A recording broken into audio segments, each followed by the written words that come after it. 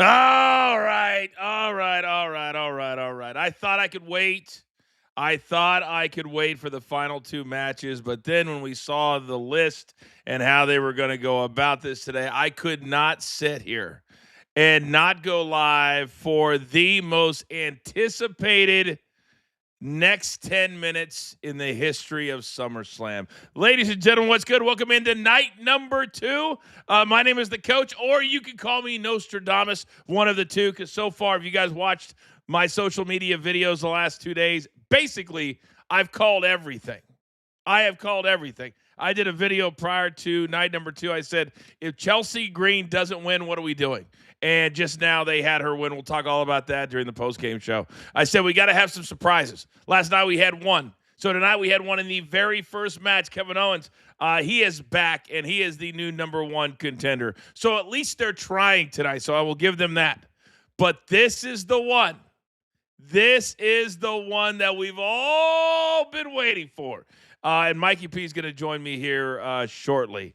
But I could not help myself. If you guys have watched any of our, and I see the chat's already populating. You guys are amazing. If you want to have a voice be heard on the show, if you have a question with me, you can do it via a super chat at any point. I would love to put a poll in the chat to see, and maybe guys, I'm trying to be as positive as I can be. I really, really am. I just, for whatever reason, and I know there's people that feel this about me, I just don't get the Danhausen phenomenon. I just don't. I just don't understand why people find this entertaining. But I'm trying today. I really, really am. So he weighs 170 pounds. He's walking out right now. He's doing the "You Are Cursed." And now I see how excited this kid is. And I get that part of it. But there's a lot of adults out there that would like a little bit more of an adult theme when you're coming to wrestling. And oh my gosh.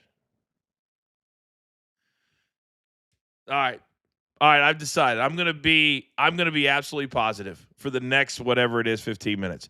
I will say this: that in my video I put out today, I said that Dirty Dom, what they need to do, and this to me is already a wasted opportunity. I don't know if a lot of you realize that are watching this live, but Minneapolis is the city, and it was right above me in the hotel that his late great uncle Eddie Guerrero passed away years and years ago when I was in the WWE. I thought tonight might have been, but maybe they didn't want to do it that way because of this is supposed to be funny. Maybe they didn't want to. I would have loved to have seen like an Eddie Guerrero lowrider type of entrance just to kind of pay homage to him since this is where he passed away years ago. But I said that this should be a beatdown, that this should be an absolute beatdown by Dirty Dom, because a year ago he was the number 1 heel in the company. And a lot of people say, well, he's not built for it all, And right now they're giving Danhausen a bunch of offense.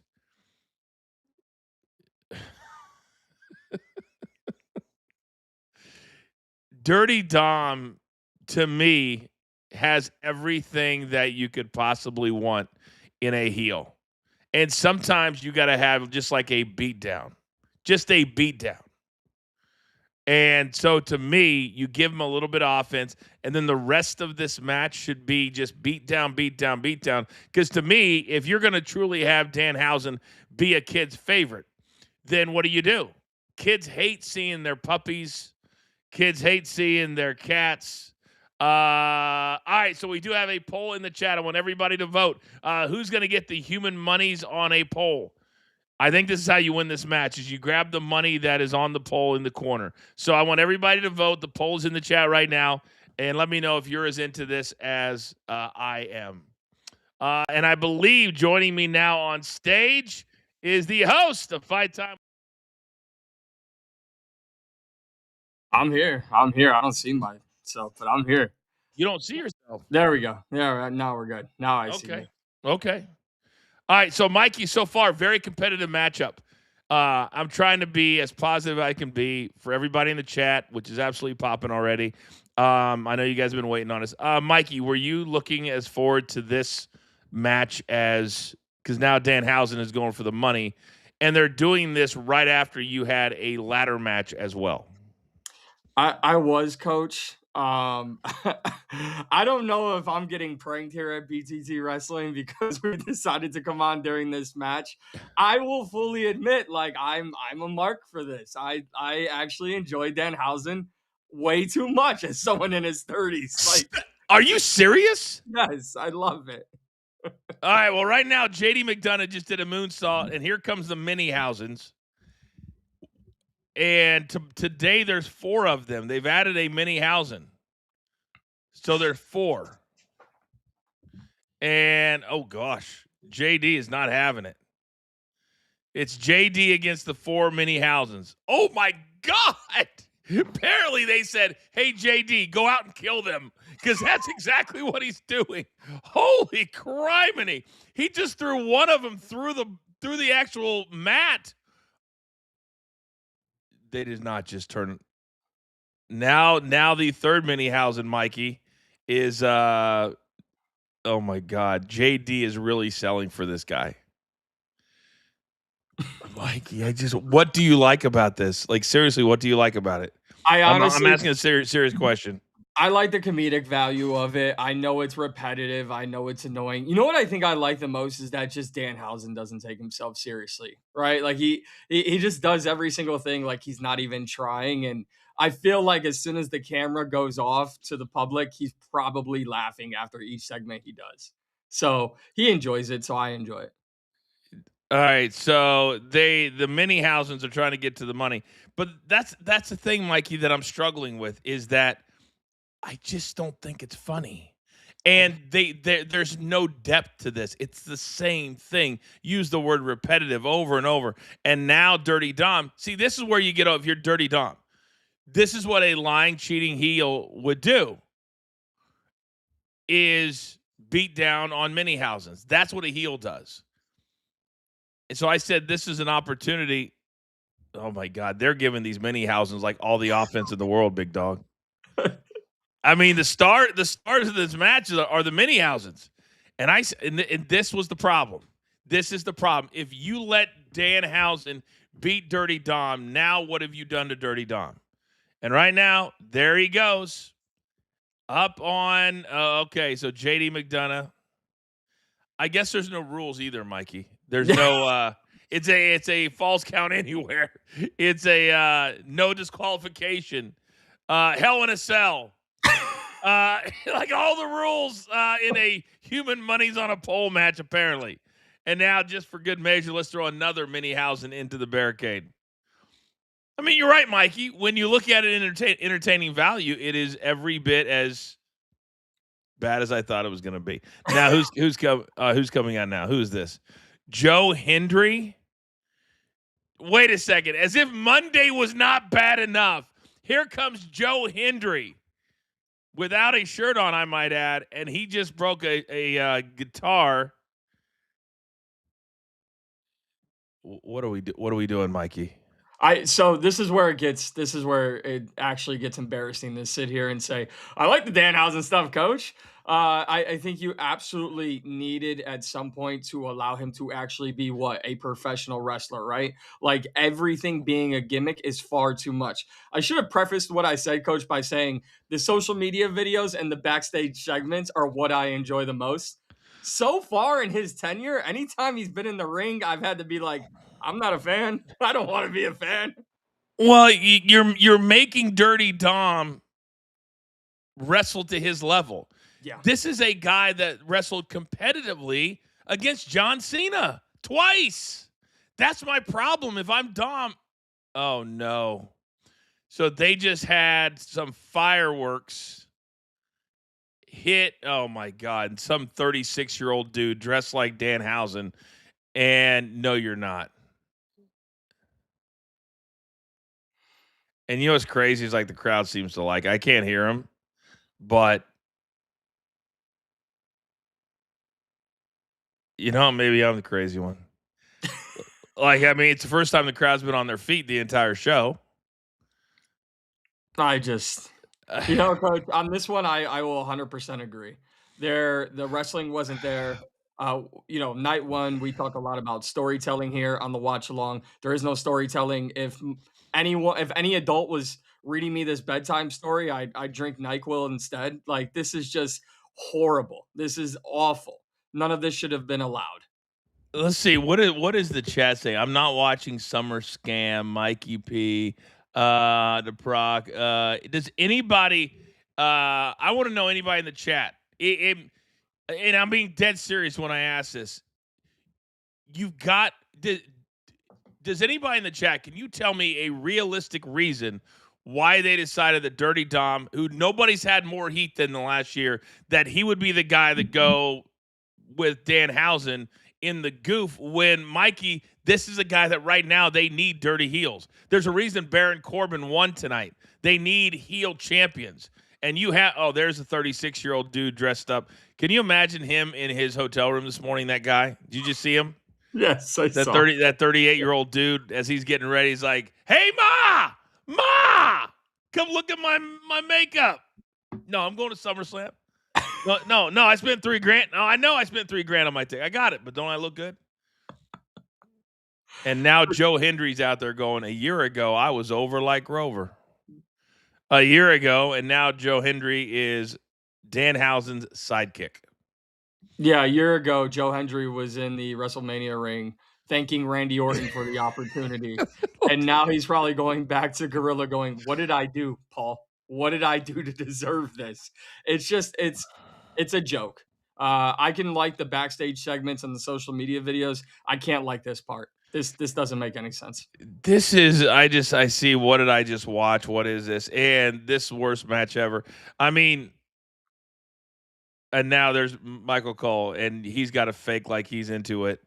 This is the part I used to hate when I worked there, is you have to get into it.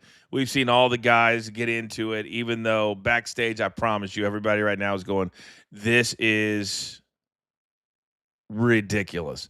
And believe me, take it from a guy. I was Mr. Ridiculous in the WWE, but our stuff was ridiculous within storylines. It wasn't. But you know what? He'll probably laugh at me and go, "Have you seen my merch check?" So, all right. So it's over. It's over. What are we giving that in the chat? What are you giving that? I see a couple of people say worst match ever.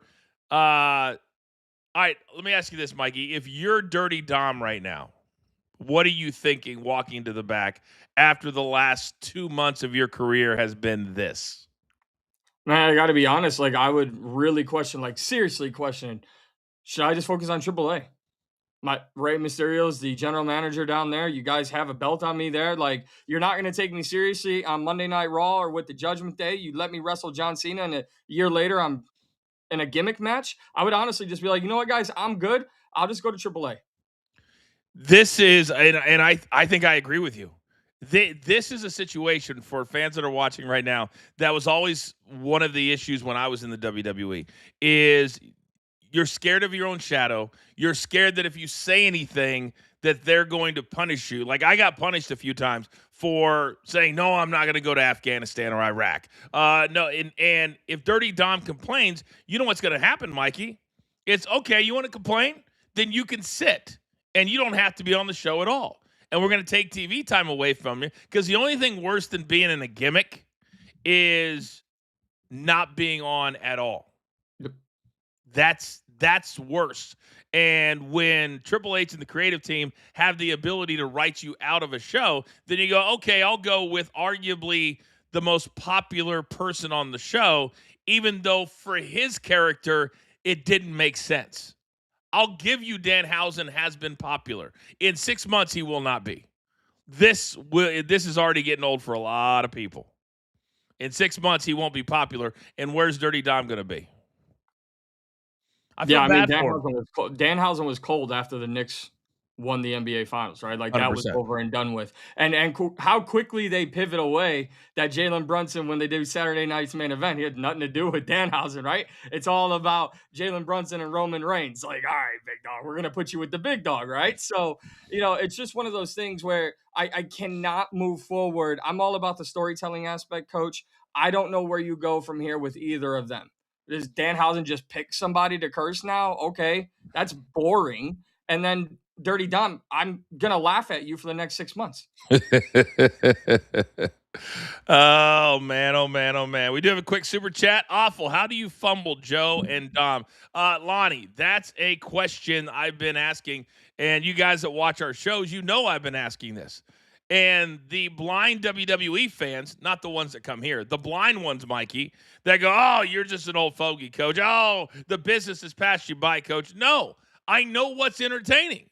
And when you have Joe Hendry, who, by the way, is 38 years old, Mikey, a lot of these guys are a lot older than people think that they are. And the meat of your career is 28 to 40.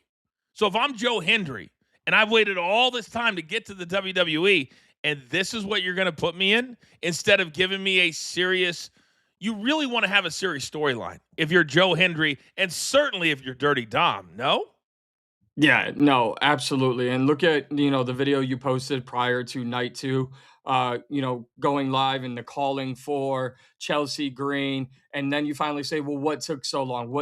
Don't let Joe Hendry be 45. And then we're sitting here at BTT Wrestling going, what took so long? That would be 7 years from now, coach. If you go 7 more years, and by the way, if Joe Hendry's still in WWE in 7 years, he must have the greatest patience in the world. It's just, I don't want to question, getting it done far too late. And You know, it seems like that's what they do. you know what's crazy is you say that, and anybody watching right now, I do believe this, and I'm not saying this to pat myself on the back or Vince Russo on the back, but when we kind of pivoted the show here to kind of give solutions for what we would do, you're starting to see a lot of our suggestions are showing up on the show. Are they not? They are. Are they not? I've been saying for a couple of weeks, what would it hurt to have Chelsea Green win a world championship? The only thing I didn't like about it tonight is why does it have to be for the interim championship? We don't know how long Rhea Ripley's going to be out. What if she's out for another year? We don't know. So you're going to have an interim champion for a year? Now, if you're going to do that, then make that part of the storyline. Make that, I'm the world champion. No, you're not. You're interim. Make that part of the storyline. Otherwise, make her the full-fledged champion. Because now we're going to see somebody that's entertaining. Now we're going to start, and we've been calling for it. Like, there was no reason to give it to Jade or Charlotte. God bless her. Just doesn't look like she's into it anymore. Tiffy Time is already a champion, and then Lash Legend still has a lot of work to do on her in-ring ability.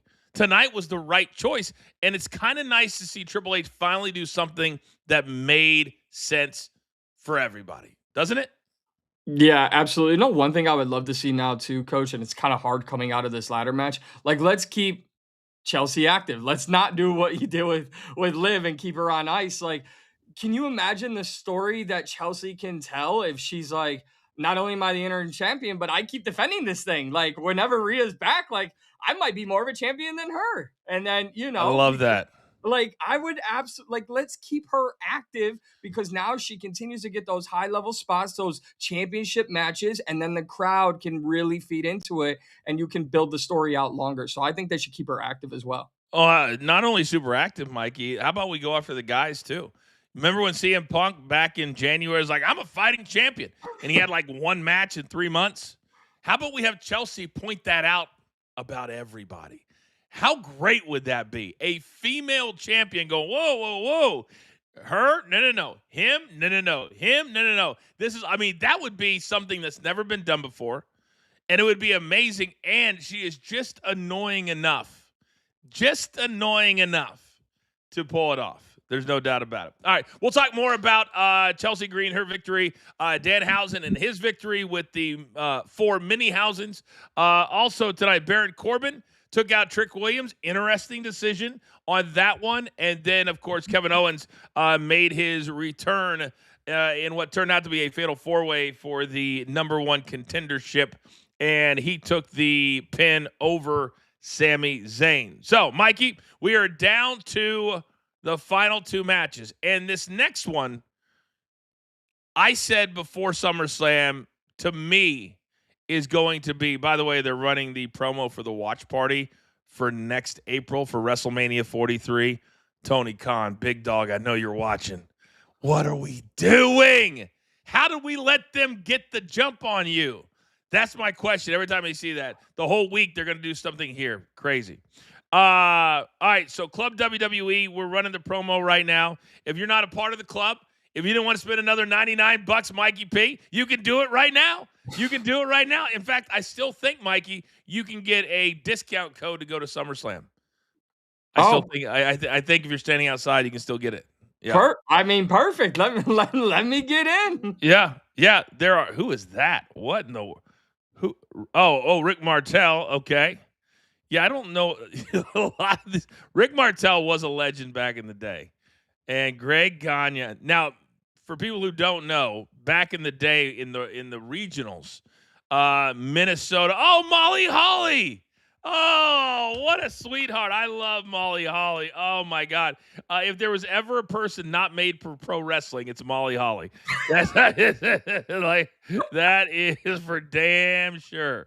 And then paying homage to the military, which is awesome. Master Sergeant Shane Trisco. What up, man? I love when they do that. That's the cool stuff right there. Do you ever look at some older wrestlers? And I do, because I obviously there's a lot of video of me in the WWE, and I go, am I going to look like that when I'm 70 whatever? That's what I think of when I look at somebody and go, I have no clue who that is. But yet they were on TV a lot. I know what the chat is about to say about me, but as someone who loves nostalgia and someone who actually loves his job of being part of BTT, Coach, I look at all the wrestlers I grew up watching, and you haven't aged a day. And some of them I go, oh boy, you were in pro wrestling for 20 years. It's dog years. All right. Apparently, we're streaming on BTT Instagram tonight as well. Let's go to Six Rings. Throw that up there. Super chat as oh my God, we're doing an entrance right now. Oh my God. Penta and Chad Gable. Sorry. So Chad Gable's doing an entrance. Six Ring says Dirty Dom was the biggest heel. Now he's getting beat up by 311 mini Dans and taking suicide dives. Dirty Dom got outpowered by a 311 masked man. Six Rings, you're right. Thank you for the super chat. They gave them so much offense in that match. When you're a dirty heel, you don't do that. You don't do that. All right. So Chad Gable, he's got the family. You think he's fired up? You think Chad Gable's fired up? This is one of the great look at him. Look at him. Oh, and they're doing the Viking clap. Mikey, I'm into this. The Viking clap in the home of the Vikings. Where's Justin Jefferson? He did do a nice little video at the beginning of the day, though. But this is what I like to call, Mikey, don't be too cool for school. Meaning this is clearly he's hyped.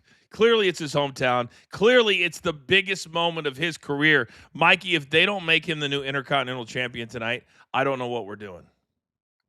Well, I know we will riot. I know that much. I mean, I'm going to speak for you on that one. You know what's crazy though, and obviously we can't have sound, but I will go back because I want to listen to this entire incredible reaction to his entrance, because everyone focused on Brock and it was the homecoming for Brock, and it was it. Like, this is actually one of the times where you can say storytelling matters, and they did a great job with Brock and Oba.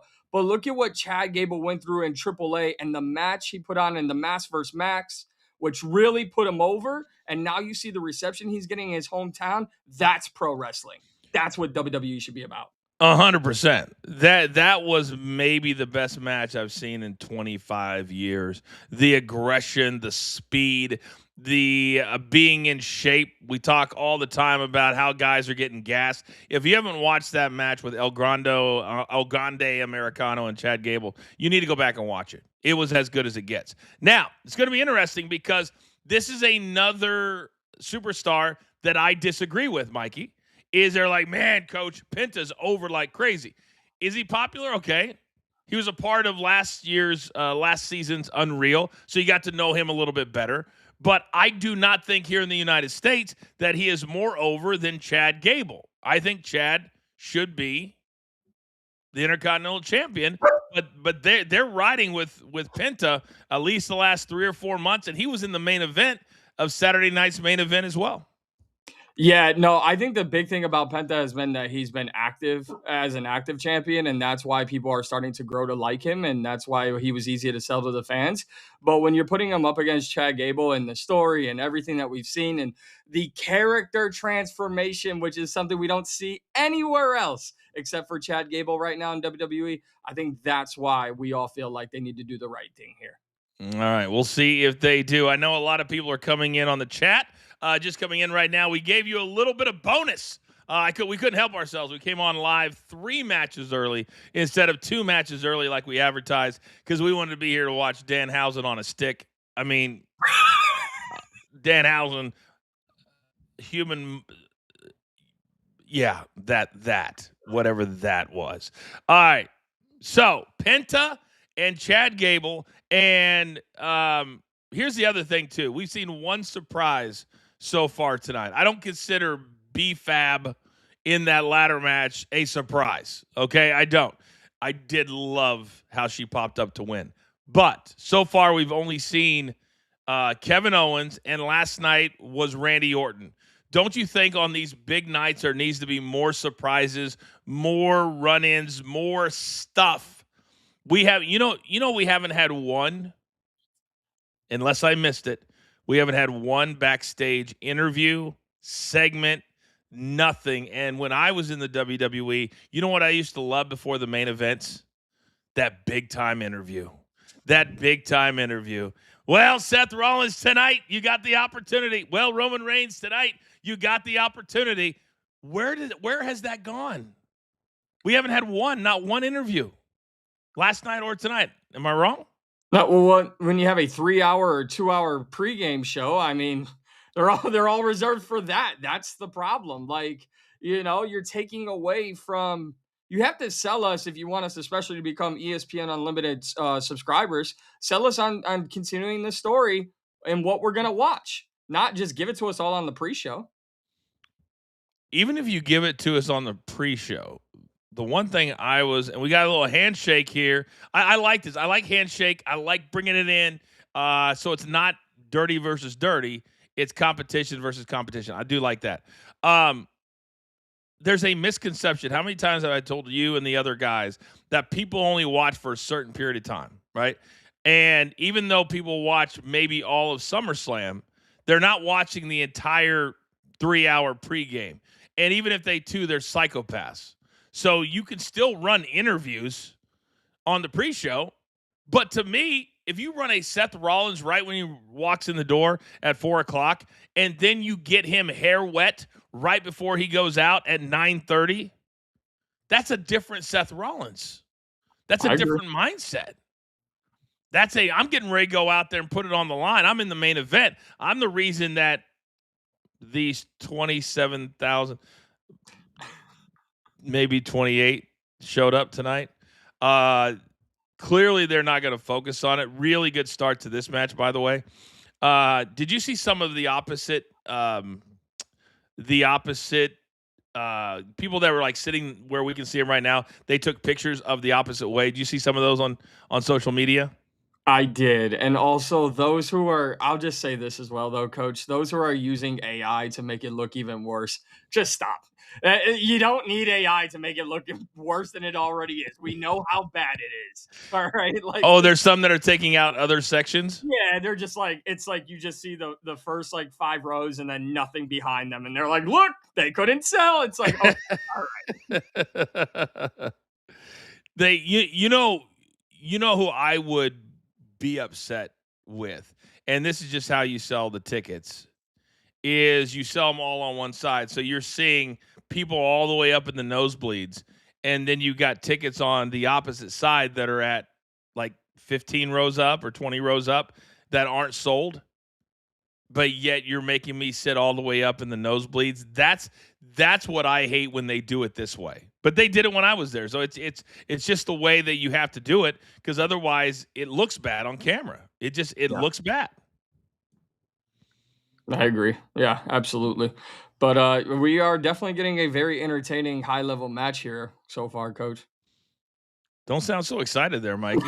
No, like we're in high school all over again. Yeah, but we are getting a very very entertaining match here between Chad Gable. If you guys have not, if you guys haven't voted, we did have a poll earlier. Let's run another one, producer man. Almost went. Let's run another poll on who we think is going to win, Seth Rollins or Roman Reigns. We know that we have another super chat. Marcus Edwards 1793. We have one going for this match already. All right. Producer man's always all over it. Who do you think is going to win this match? Then we'll do another one for the next match. Marcus says, so Road Dogg was right about Chelsea. That's one of the other things I thought about is it was not that long ago. Oh, the thing about it is we know it's going to be another 10 or 15 minutes before the finish of this. That's how good we knew this was going to be. Oh, and there go. Oh my God. He barely got over on that one. That is a little bit of eating crow, Mikey. We'll talk more about it in the post game. Is what Marcus just said in the super chat. That Road Dogg was like, yeah, I think that Chelsea could be that person. Yeah, but if we do that, she can't beat this person, this person, this person, this. Well, now apparently there's like 8 people that she can't fight as the champion. Apparently now. They don't remember what they get caught on camera saying. They don't remember what they tell us, and then they got to go. Hopefully they forgot. Like it just doesn't make any. How about we just do this? I was wrong. Yes. We were wrong. Yes. We misevaluated her. It happens all the time.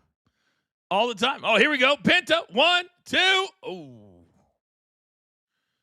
I'm blown away at how great in shape Chad Gable's got in the last, since his injury.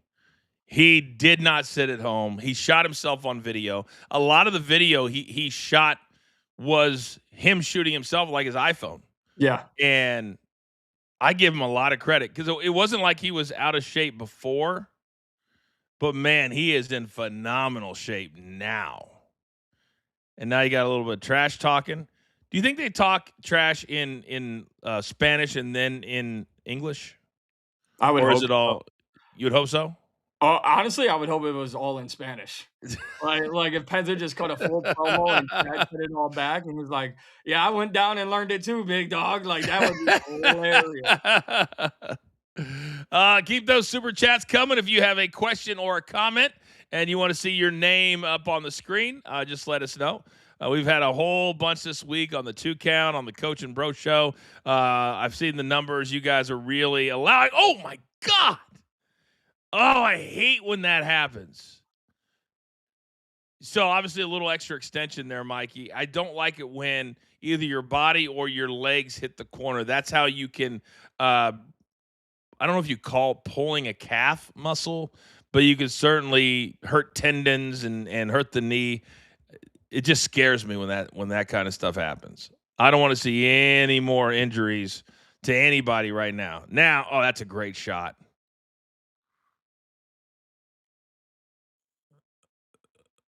All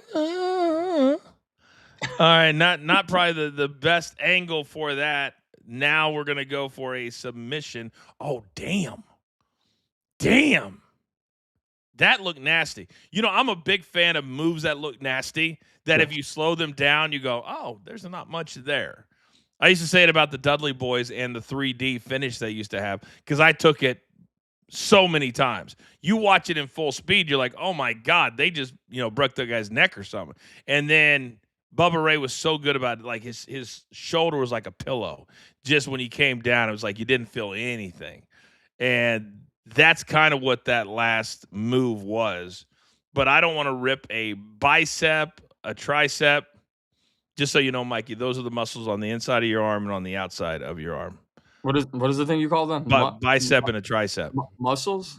Yeah, muscles. Oh, okay. I'm just trying to explain what they are to you. I'll find them one day. I'm a real boy, Coach. I'm real up in this bitch. I signed up for Club WWE. I'll be cooking with Danhausen and doing Pilates with Maxine Dupree. Let's go. Do you see? Why do you have to take me there? Why? I'm in a great headspace. I'm putting over this match right now. I'm feeling good. We're all going in the right direction. And then you got to talk about Cooking with Danhausen in Club WWE. And every episode is with Ethan Page. That won't get old. Oh no. Oh no.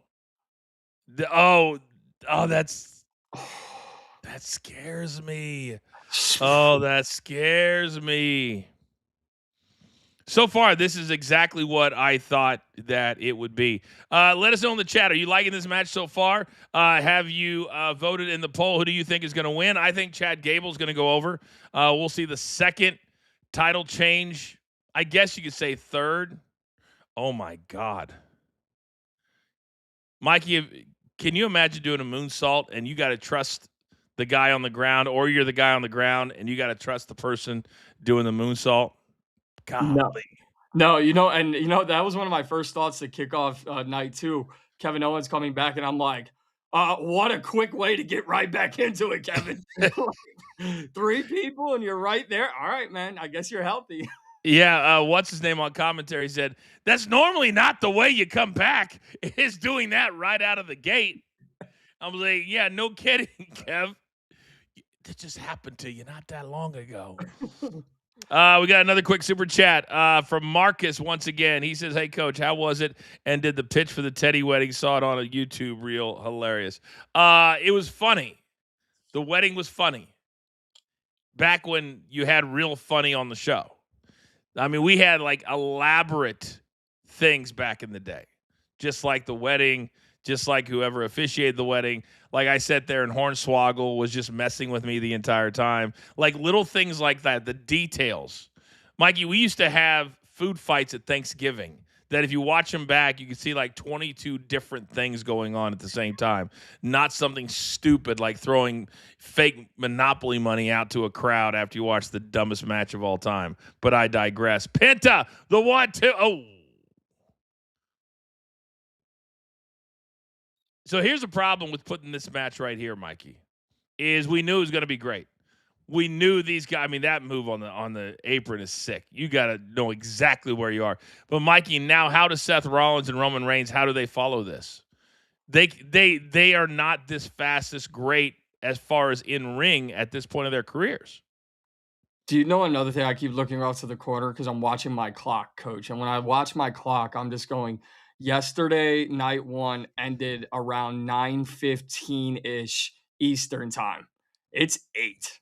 So, where are we going with this match? How much we know how long Gable can go, but how much buildup are we going to get in the pre-match packages? Like, you really have to stretch out this next hour if you want to come close. Well, wait a second. It's over. It's over.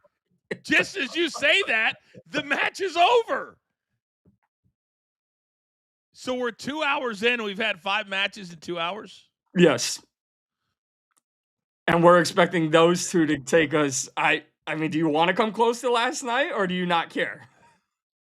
All right, we're getting tears. Well, I'm going to answer that question in a second. But I want to let Chad Gable enjoy this for a second. I need you guys that are watching right now, taking all of your negativity out of it, take all of your jadedness out of it. You're looking at a man right now on the screen that has put everything that he has in his career into himself and his family and the injuries. And Mikey, titles are, I don't want to call them gimmicks because I don't want to be disrespectful, but anybody could win one. But when you win one, the reason you win one to me is the most important thing. And when you see a guy like this who has elevated his game in the pro wrestling circles, then this is validation. And you see the crowd going absolutely bananas in his home crowd. You've got the family, you got the wife, the whole thing. To me, this is pro wrestling in a nutshell. I 100% agree. I just go back to like what I watched growing up almost every time, not every single time, but a lot of times when it took a wrestler a while to get that belt, there was always so much significance behind that moment where the broadcast and the event, the PLE, let it breathe for just, a few minutes so that they could take it all in. And it wasn't just fireworks and pyro and all right, on to the next thing. I love that he's getting all of this in his moment. And Penta being all class all the time. He just told the crowd to settle down for a second, gave him a little kiss on the head, put the title around his waist, and he's ready. That's kind of all you can do when you have babyface against babyface.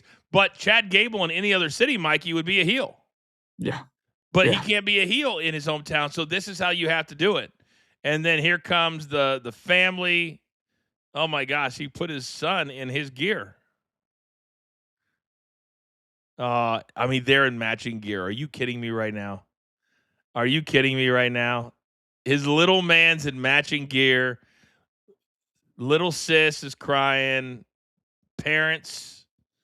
I mean, this is awesome. There's nothing to say, but this is awesome.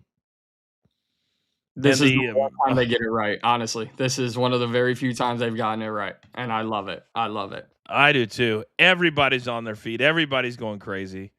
This is human emotion at its best. And oh, I wish I could producer man, turn this up and let me know what he's saying to the crowd here.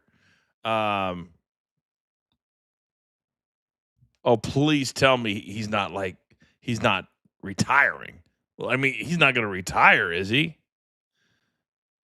He better not. He can't. I mean, this is no matter what he says here, this is cool. Okay, my name is Chad Gable.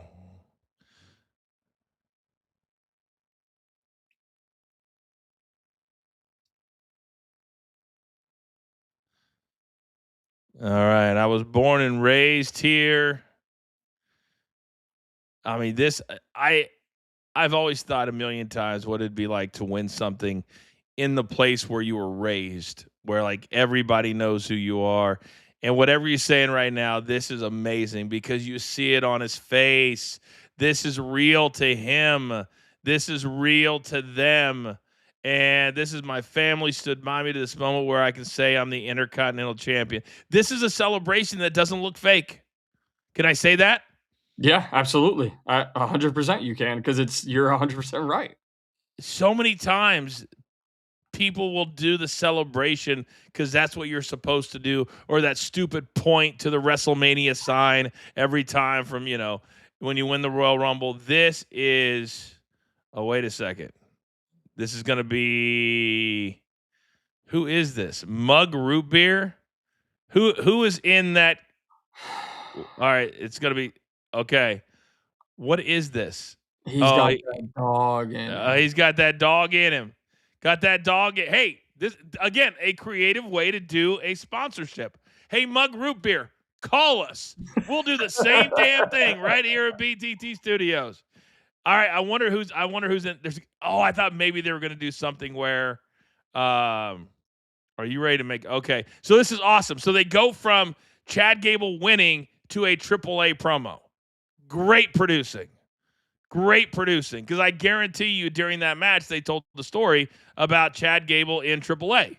So now AAA is going to be coming to Vegas. Great producing. Great producing. September 11th, there's 2 nights, AAA in Vegas, and the next night in Mexico, and or 2 nights later in Mexico, I guess I should say. And Penta's going to be there. Yeah, September 11th and September 13th. Do you like that, Mikey? Tickets are still on sale for Vegas. Not sold out yet. I mean, AAA's got a lot of momentum, and I'll be honest, if I was looking to see like what could they entice me with, I better hope Dirty Dom's there, because I don't want to see him on Monday nights right now. Not after what I just saw tonight.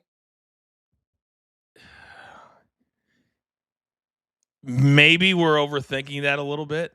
I don't think we are. I think you're right. I think that creative will try to make us go, oh, it doesn't matter to Dirty Dom. This is about Danhausen. Instead of, oh my goodness, Ryan Garcia. They're doing a Zuffa Boxing Ryan Garcia promo. I can't figure out if Oscar De La Hoya is still his promoter, or if it's Zuffa Boxing or Dana White. I mean, it's a mess. It's an absolute mess. But that's for another time. We are now, Mikey, 2 hours and 8 minutes in. We are now set for our main event of the evening. The very main event that sold less than 30,000 tickets for tonight. The very main event that will put the 10-plus year battle to bed. Seth Rollins and Roman Reigns. But before we do all that, let's run a Dana White promo for Happy 250th America. Coach, I don't want to UFC. make light of the Chad Gable. You know, that was an incredible moment. But can I just point Yes. something out? We've Yes. had as many surprises, Randy Orton, Kevin Owens, as we did family interactions with Nick Aldis and his family and Chad Gable and his family. Way to keep my interest going after tonight. I mean, You could claim the Minniehausens are family. You could claim that. So maybe there's more. Like the over-under was 3 or 2.5. Call Raphael. Oh my gosh. Normally the family interactions are saved for when you're retiring or you're in your hometown. And by the way, Nick Aldis, I actually saw somebody that I think is so past their prime. Actually had a pretty good take today. How Nick Aldis, the whole big storyline was, I'm giving up my spot. I want to be a wrestler. I've got plenty left in the tank. And the minute he loses last night, I want my spot back. Yes, of course. Come on back. Be the general manager. It literally there was no storyline to it. We could have used that in a storyline on SmackDown coming up where Nick Aldis comes back and goes, I'm wrestling with it. I don't really want it. You know what I mean? But yet he then rewards Gunther tonight. Why would he do that if he just wrestled him last night? Why would he reward him? Just look at the guy in charge. Look at Triple H saying, you know, oh, this is your resignation letter, and then saying it takes a man to do what you did. I believe in what you did, but you're reinstated. I'm gonna put you over like Rover, but go back to your day job because I don't know, dude. It just didn't cut it for me. Like that's exactly what you told us. I thought he looked pretty good last night in his match. I did too. I did. I don't know how old he is, but I mean, everybody else is 48. Why can't he come back for a minute or two? I think he looked great. Man, bring his wife back. Be like the 1-2 punch. Everybody loves Mickey James. You could do a lot of stuff like that. So I don't know, but what do I know? What do I know? All right. So my video today, Mikey, that I put out on social media was we needed a surprise. We've gotten that. I kind of called for it in the main event, so we'll see if I get that right. Chelsea wins, got that right. And Dirty Dom, don't screw him over, and they did just exactly that. So, with Seth and Roman Reigns, what do you think would be a scenario? And chat, let us know what you think. A scenario that both guys could walk out of here and the business and the storyline of WWE both win. Do you see a scenario that can happen? No. I mean, I'm thinking you're trying to give me an alley-oop on a Little Tykes, coach. You just gave me a 20-foot rim to try to dunk on. Are you kidding me? Like, there's not a single thing because there hasn't been some prolonged storytelling in this. We're supposed to have a guy with the bloodline. They just got whooped on yesterday. Everyone and their mother is clamoring for The Rock to come back. That's not happening. You can still get tickets to Moana in theaters. Like, what? Like, I guess. Like, I don't know. There's one guy that could come back tonight that would bring the whole thing full circle. He just happens to be under contract with AEW. Jon Moxley. Jon Moxley showed up tonight. Now he got something. But my guess is Tony Khan is not all about it. Hey, Tony. Yes, Nick. Khan brother. I need a favor. What's that? Can I have one of your biggest stars for one night only? No.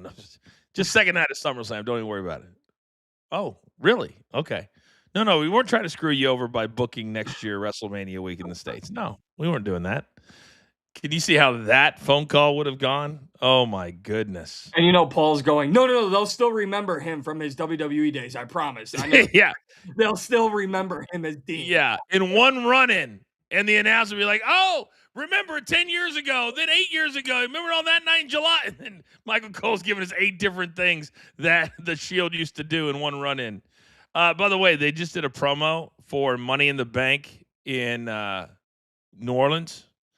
If you're a fan in the Big Easy, you're like, oh, okay.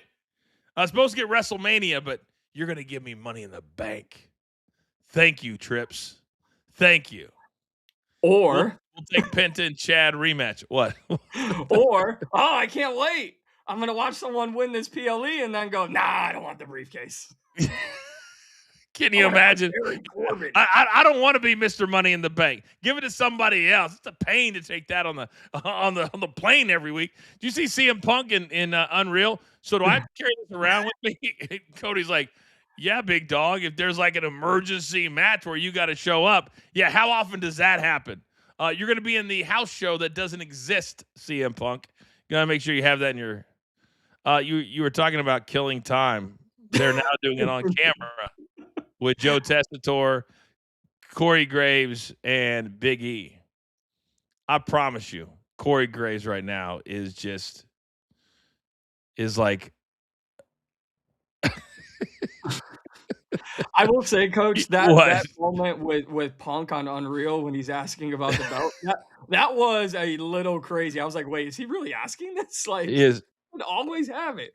and Mikey, well, who did I just ask for about 5 minutes ago? Who did I said, where is Justin Jefferson? Well, look who we have standing on the announce table. The man who cut a better promo for SummerSlam than a lot of the talent that works for the WWE, JJ, Justin Jefferson. Right now, if I can read lips, hey, Minnesota, we're only a month away from starting our 8-7 season. I'm going to go for 1,100 yards for the 8th straight season. This is the problem with celebrity appearances now. Now that I've worked here at the brand, now I just hear your imitation of Kim Kardashian reading the card. When I see I just go, tonight's attendance is. What are you talking about? That's I don't understand. I'm the greatest tight end. No, excuse me, wide receiver in the world. This is a brand new Minnesota football stadium record. No, wait. We get more than this on Sundays in September. 68,234.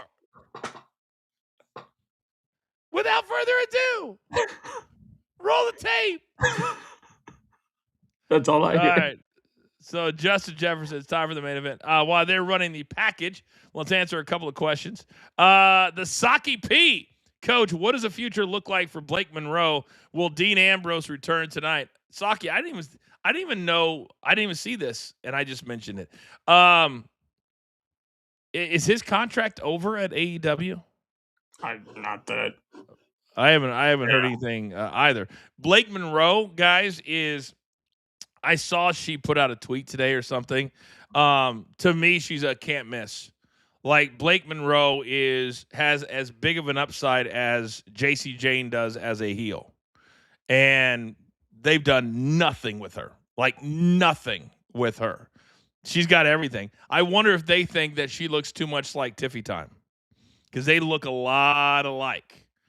I hope not. It's not her fault she looks like Tiff.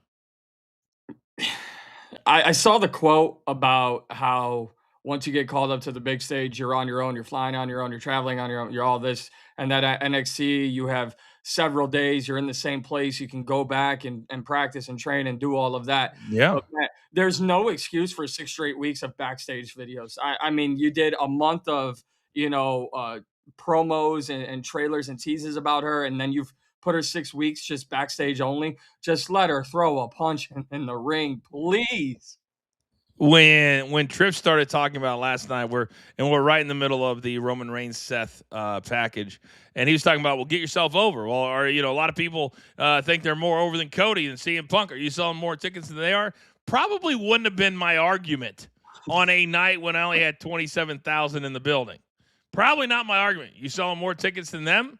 I was just like, it drives me nuts when you hear Trips or somebody on the creative go, well, just go out there and get yourself over. Just go get yourself over. How am I supposed to do that sitting backstage? How am I supposed to do that when I'm going against Danhausen? How am I supposed to do that when I just hear, go get yourself over? It's not that easy. They have to put you in a situation to do that. Like Chad Gable, they put him in position. If Chad Gable was not in that match just now, he wouldn't have got that reaction. You wouldn't have had that moment. Am I right? 100%. You think Chad Gable can walk in and go, I demand a shot at the Intercontinental title? No, they had to put him into that. That's why I can't stand it when Triple H says that. Oh, just get yourself over. Well, Go you sell can't. more tickets than they do. It's not. You're not in Girl Scouts where you can go out and sell the cookies and those are the tickets. You can't put yourself over given the direction that the creative goes with everybody. Coach, we went from Sami Zayn as the gingerbread man to champion in like 5 weeks. And now he's completely out of it. Chelsea Green was nothing more than Hold the phone. Hold the phone real quick. Hold the phone real quick. I want to hear something. I'm gonna put myself on.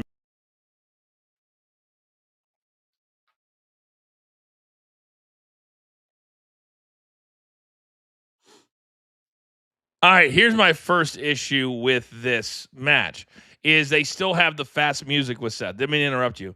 But you No, see the crowd, how the crowd's yelling for him? He's supposed to be the heel, Mikey.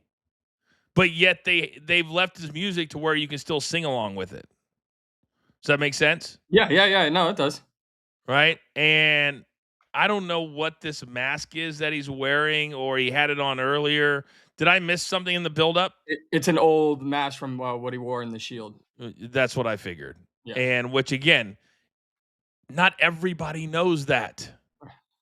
Not everybody knows that. Now, is it on the announcers? Yeah, but you're taking us back to something where you haven't told us that story. It's been like 1 or 2 packages. And all they've done is, you never beat me, I never beat you, I need to beat you, I need to beat me, I need to beat me, I need to beat me. Instead of, what did I feel 10 years ago when you were the number one guy? I hated being around you.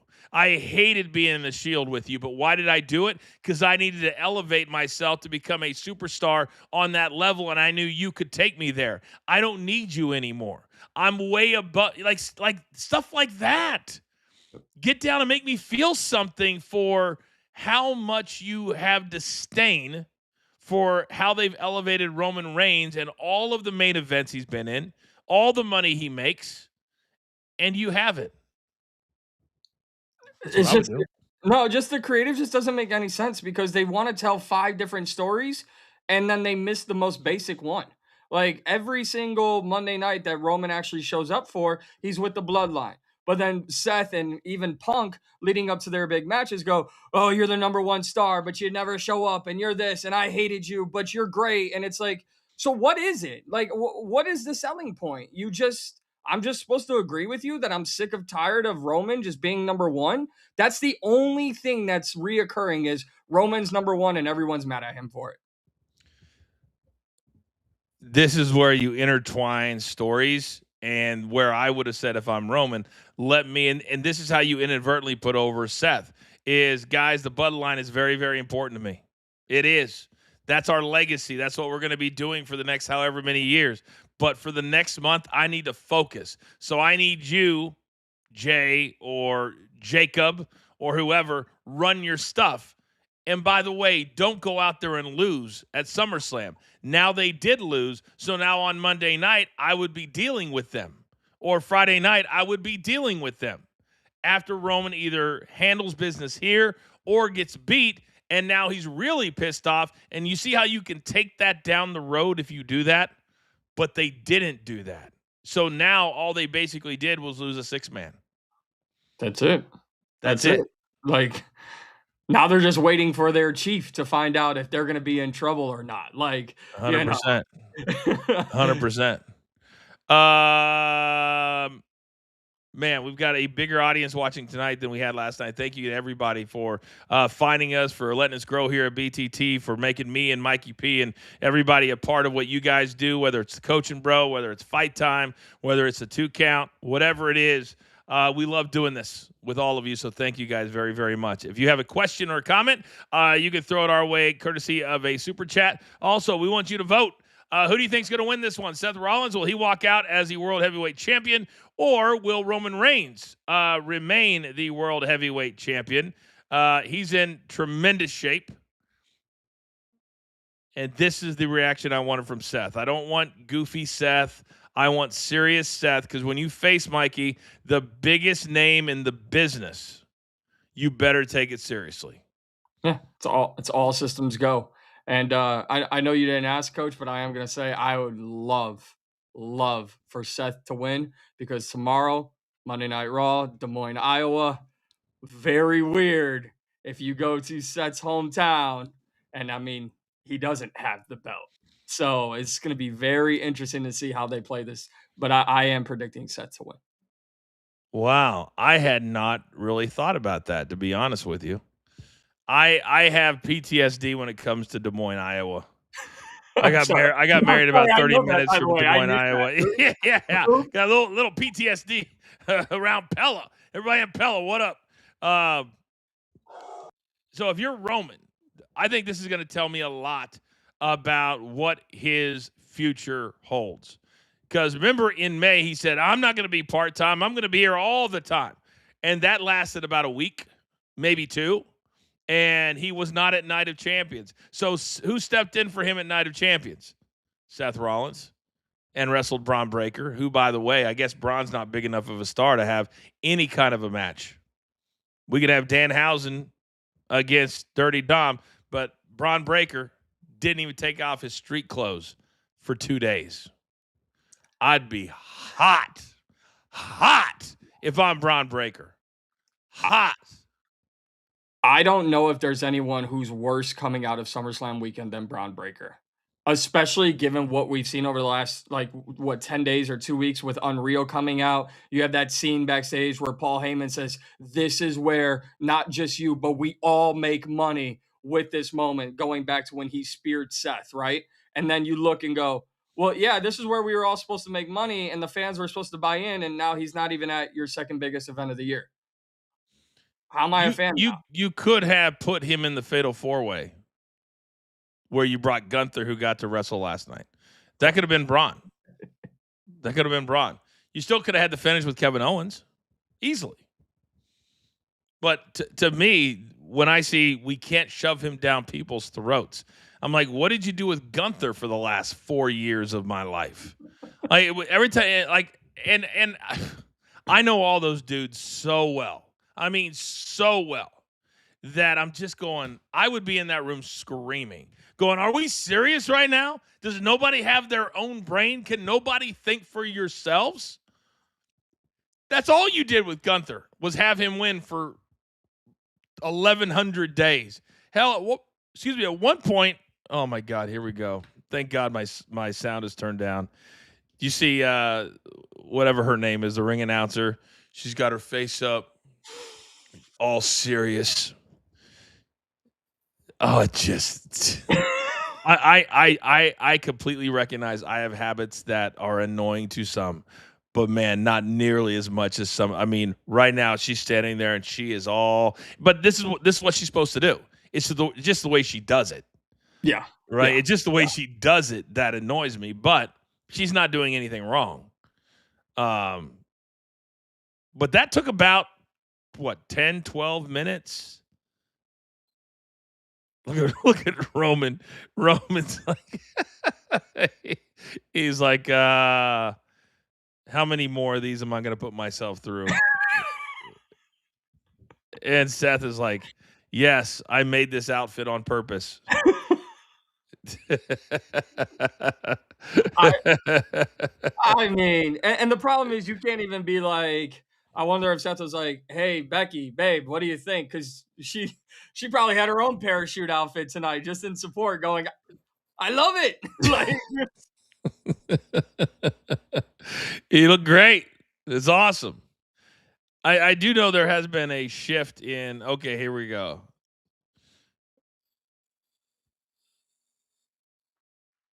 Oh my God, Alicia Taylor.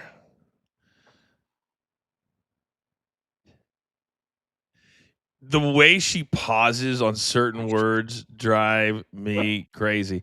Apparently, Mikey, and this is the problem, they were just chanting for Seth. Okay. Here's the problem. Seth is not the babyface. Roman is the babyface. Why is that a big deal? For those of you who are watching right now, I will tell you. When you are a babyface, you can only work a certain way because you are a good guy. How many street fights have you seen where a good guy stomps on somebody's face after they're already down? Can't do it. You can if you're a bad guy, though. So if Seth is supposed to be the bad guy, but they're chanting for him, what does that say to you, Mikey, about the fan base in attendance and how they feel about this? What does it say? I don't want to put words in your mouth. It's RF. It's Roman fatigue. I mean, that's the only way to put it, coach. I have a scenario in my mind, but it's almost too much common sense that it won't happen. You had the Bloodline lose last night. You Mm-hmm. have if Seth goes over and wins tonight, Monday night, because Roman's advertised for tomorrow, he rips everyone and says, I'm done with this place. And then we don't see him for X amount of time. And I think that's the only thing that makes sense.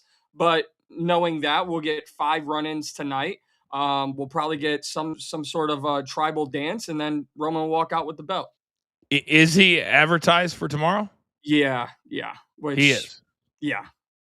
Okay. I don't. I guess. I mean, what do you mean? He's the biggest star in the business. What do you mean? You guess? no. Why wouldn't he be there? He should be, but I just don't know where either guy goes for after tonight. And obviously, I'm hoping we get told that story in the next 20, 30 minutes.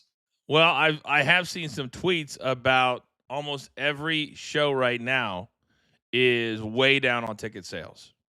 Way down. And to me, you can't book shows off of storylines if your biggest stars are not involved in those storylines, because now you're hurting your ticket sales. And if you notice, they've only shown, have you noticed how much we've seen this angle right here? That's the only angle we see, isn't it? Yep. Why? Because the other angle, you're showing empty seats. Right? It looks completely full from this angle. It ain't. Not even close. So tomorrow, if you're in a smaller arena like in Des Moines, Iowa, it's even harder. So you've got to do everything in your power to sell tickets, meaning your biggest names have to be there. They just do. All right, so here we go. This is a referee that I do not know. Never seen him. I mean, I'm sure I've seen him. Mr. J. Lou 1984 super chat says the only ending that makes sense is Oba cashing in as King of the Ring in the bank after his match. LOL. King of the Ring in the bank. I think we have two different things here. He's already given away the King of the Ring opportunity. That's gone. You're thinking Money in the Bank, which is coming up in September or October. There right now there is no. I don't think there's any Money in the Bank to cash in. I think that's already, because I think Seth did it last year. I believe so. But I get what you're saying, Mr. J. I get what you're saying. All right, here we go. So that was about from when you said it till now. It's been 30 minutes. Yeah, they killed 30 minutes. I'm the idiot, coach. I mean, unless Trips is watching and he goes, we got to stretch it. We got to stretch it. Like, so the package, entrances, and intros took about 25 minutes. So I think you were spot on. And the crowd is, some are standing, some aren't. I said today in my preview video, if they make this a regular wrestling match with no surprises, nothing that has us talking, to me, this is the second biggest night of the year. This is bigger than night one of WrestleMania. This is what gets you until January 1st. This is what gets you to Survivor Series. So tell me what has happened tonight where you're saying, man, I'm launching ourselves, Mikey, out of SummerSlam into the next little bit. Well, you know what I mean? Yeah, and that's why, and I hate to be so negative, coach, but that's where I'm like, man, I don't even know how to feel about, hopefully they do it right going into Monday night, right? Like, if you're talking about tonight sets the stage until January 1st, and I'm like, can they get to August 3rd? Like, please let the two, here's the problem. It's not on Seth or Roman, right? They're two of the very best in-ring performers this company has seen over the last 10 years. It's not on them. Let's make sure the story is told correctly, though.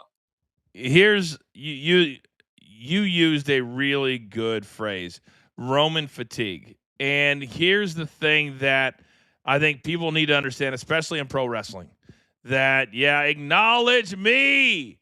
Now I will say they take their time. When you're a great in-ring worker, you know when to pause, when to stop, all that kind of stuff.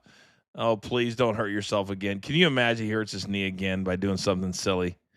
Um, is look at the top stars. Oh no, that was a mistake. Okay. Look right now at the top stars for both brands. Seth over 40, Roman over 40, CM Punk over 40. I believe Cody is just past 40. And I thought CM Punk looked really, really old last night. He had some video of him walking to the post show, like limping, and just it was he looked every bit of 48. He really, really did. Yeah. He really, really did. And so when you have your biggest stars that have been your biggest stars for 10 or 15 years, you've got to have other stars at that level. You can't have Triple H saying last night, well, who are you going to put over those guys? Well, a lot of guys. You just have to do it. You can't be scared of saying Oba's ready. Like Oba could have been in this match against Roman Reigns. He won King of the Ring. Easily could have been. Right? Easily could have been. Coach, I just don't think like there's so many things that happen and then don't make sense. Like I'll tell you one thing that still I'm bitter about is, and I know this is kind of off topic, but last night, night one, Brie Bella gets injured. So then why did Nikki turn on Paige at the end of the match? Because now what is Nikki going to do? Go, oh, Brie's out. Sorry, Paige. My bad. Yeah, but she doesn't know it in the moment. I understand that, but it's just there's so many things that make me scratch my head that I don't know where anyone's going with anything right now, and that's my problem with watching and buying in as a fan. Where if I felt like there was momentum, then I'd be even more excited sitting here right now. Well, right now they're very top heavy. It's a lot of focus on the top matches. So when you have something like the Bella Twin situation, you're saying why? Well, even the smaller storylines have got to continue. And they were just a tag team champion not that long ago. So you have to try. It doesn't mean they always hit, to your point, but they got to try. Right now, there's no juice in the female division. None. I mean, Chelsea gave us juice tonight. Before that, there's no juice. Yeah. There's no juice with Becky, Charlotte, Tiffy, Jade. There's no juice. Liv, no juice. Chelsea, thank goodness. Give me a little juice. All right, right now, Roman is very methodically taking advantage of the beginning of this match. I will say this, that when you're this big, Mikey, we're going to end this one quick. He's calling for the Superman punch right now, Mike. It could be over in 7 minutes. Or not. Oh my gosh, it's just I don't like to criticize in-ring work because I certainly was not a great wrestler. But I know what looks good or what looks fast or what's a good storytelling match. And these at the top, they have to tell my story. And right now, are you feeling the story? So there's 3 different. So he just went through the ropes 3 different times and landed on his feet. That is hard to do. That is really, really hard to do. I'll give him credit for that. That's really hard to do, but the first thing I thought of when the first 2 happened at the other side of the ring, I go, why? Why there? You have such little space to maneuver. Do you see who's there?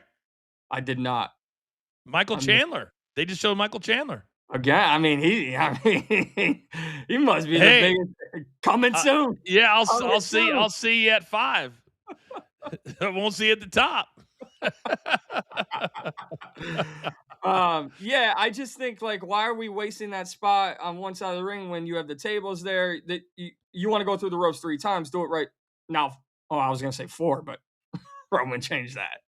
Well, I don't mind if he's gonna land on his feet because he's good enough. Mm-hmm. And it kind of got the back of Roman, and he's always had kind of back issues. To me, when you're this advanced, then any injury you've ever had has got to come into commentary. When you're meeting with them at 2:00 in the afternoon, all right, I'm going to sell my back. Remember in 2022, I hurt my back, X, Y, and Z. And that's how, to me, you tell the story of two guys that know each other better than anyone. And that's the story to me that you try to tell. I know where I can hurt him, his back, his lower back. And now they're going out into the audience. I like when main events do this. Here is the problem. Did the referee get hit? I was thinking the same exact thing. I mean, is this? I mean, look at this. They got all this area. We got all this area. It's crazy. A lot of extra security over there, Mikey. A lot. So if they didn't give, and these are the little details that I'm talking about, and I know, don't let the facts get in the way of a good story. I know all that. But unless the referee took a hard bump that I didn't see, they've been counted out 6 times already. It's about to be 10 more. Yeah. Counted to 70, 71, 72. It's just, I don't. And now we're going to use a weapon. Totally illegal. So if we're going to do this, let's make this a falls count anywhere. Or make it a no disqualification. Or you want to dig down deep, you want to make it personal, then make them Hell in a Cell. Yes, agreed.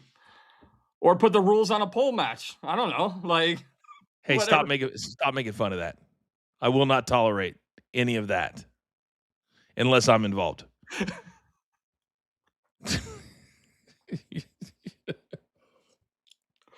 It's about 8:40 in the East, 5:40 in the West. Thanks for hanging out with us. This is our BTT Studios, BTT Wrestling watch along. We are in the main event of night number 2. Seth Rollins and Roman Reigns will have a full post game coming up as soon as this is over, and we will rank both nights. Who are the big winners? Who are the big losers? Tonight we've seen a new number 1 contender. We've seen a new interim women's champion in Chelsea Green, and we've seen a new intercontinental champion in Chad Gable. Question is, will we see a new world heavyweight champion in Seth Rollins? It's hard to tell right now, Mikey. I feel like it's not much has happened as of yet. Is there a person that you could see get involved here that would get you excited? Nope. Honestly, no. The only one no, because nobody makes sense. With Roman, you would go right back to the bloodline. If you went back to the bloodline, it would be Jacob Fatu. But then that makes no sense because we've already seen that. And Seth was out for a while, maybe Braun, but we've already seen that as well. So right now it's on these two guys to carry it. And I'm okay, here we go. Oh, power bomb through the announce table. Interesting. If you notice, referee looks great. He looks healthy. Yeah. He's counting now. He's counting now. What are we doing? Do you see my point? He's counting them out now, but not when they were halfway out of the arena. Boys, come on back. Come on back. You guys are at the 30-yard line. We need you at midfield. I mean, this is just.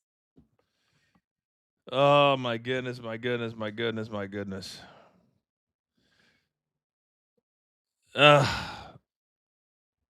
Well, now Roman's talking trash. Probably talking to Michael Cole. Michael, yeah, you're my dog. You're my dog. Uh-oh. Now we're going to do it to the other announce table. I'm telling you, look at Michael Cole. He's like, why do we do this all the time? Why do we do this all the time? Why do we have to rake them all out? I guarantee you over the years they've gotten – look at the Spanish announce table. See how they're watching. See how they're showing them the see how they're showing them the screen? Yeah. You see that? The young lady that's holding the screen? So they can call the action because you're supposed to call what you see, not what you see with your two eyes. Oh, and now a reverse. And now Roman through the announce table. Wow. It's amazing, Mikey, that Seth Rollins had the energy after going through the announce table himself to reverse it. That's a champion right there. That's a champion right there, I say. So now, I guarantee over the years it's gotten better with not allowing the cords to come undone when they do that. But there were a few times, Mikey, and I Yeah. remember Michael Colt, JR used to get so pissed. He'd get so pissed if they lost track and then somebody else had to call it and he couldn't call like the big spot. Oh my goodness. I think Vince loved it. I think he loved it whenever JR got screwed with. In fact, I know he did. I know he did. That's So one thing he I'm, like, jealous of you about the most. Like, I could never hear JR because I have grandparents who are from Mississippi, so I would have just loved to hear good old JR just pissed off, just legitimately oh, pissed off. oh. Coach, shut it. Shut it, coach. Shut it. This is a go home. They're going home. They're going home, coach. Shut up. Shut up. Shut up. They're going home. Oh, I love that guy. I feel bad for him. He's not doing too well these days, but I really enjoyed him. I really did. A lot of people think we didn't get along, but could not be farther from the truth. All right. Okay. So we just beat the time. They had the count to 9. 100? I mean, 900? Like, guess. what are we doing? All you need is one person to be in, but even still. Chat, am I crazy? Let me know if I'm crazy. Chat, let me know. Has everybody also voted in our poll who's going to win, Seth or Roman? And now we've got the, what was Triple H's move? 1, 2. Oh! What was Triple H's move? You remember the finishing move? Pedigree?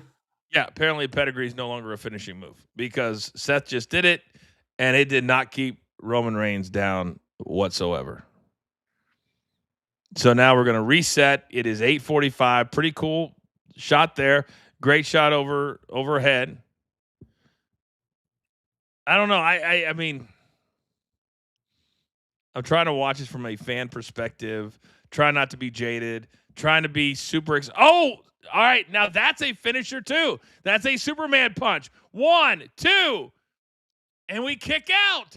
2 finishers, 2 kickouts. Mikey, how many people has Roman Reigns knocked out with the Superman punch? A lot. Well, yeah, I would say everyone, but the real question is how many people has he beaten with 5 Superman punches, which is kind of the norm for finishing move these days. There's no such thing as a finishing move anymore. It's a special move. It's a special move. Yeah. You wouldn't keep Superman down with that. You wouldn't keep Batman down with, Spider-Man. Why would you keep Seth Rollins? Oh my goodness. I know we want to be positive, and that's the thing. Like, I really am trying.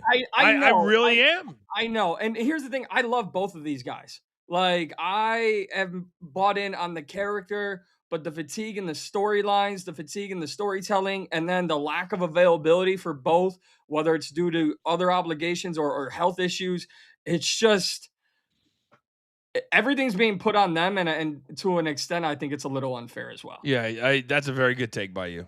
It's not their fault that they have. Wow. Oh, what? Now that's a finisher. It's got to be over. It's got a 1, 2. You cannot be serious. You cannot be serious. He just curb stomped him and he kicked out. If you're Seth, you just killed Seth. He's got no finishers left. Mikey, that's his finishing move. Yeah. He doesn't have any other finishing moves. So if he can't beat him with that, how can he beat him? That would be what I'd be saying right now if I was on commentary. If he can't win with that, then he can't beat him. Be honest. Be honest. As the announcers, that's what you should be saying. Yep. I agree. The pedigree was nothing. The pedigree was a little fly in the room. 100%. See, look, he's got that look in his eye. If I was the announcers, if I was Michael Cole, I'd be like, listen, he's trying to reevaluate the situation now. He's trying to say, what do I have to do? What do I have to do to beat this guy if that didn't do it? That's the realism that Vince teaches us here at the brand all the time. It's got to be realistic. It's got to make sense. What are we going to do here? See, this is something that The Rock never, maybe a couple of times. He hated being on the top rope, but he didn't have to be, Mikey. Right. He never had to put himself in danger even to do a suplex off the top rope. And if you're the company, you really want Seth taking a high risk? No, I do not. Right. Absolutely not. That's what I mean. I think we've been there before. I mean, I don't even want him stepping up on those ropes. You always have to weigh out, is the move worth the okay, here we go. Now we're gonna do it. Now we're gonna do it. Now we're gonna do it. Oh.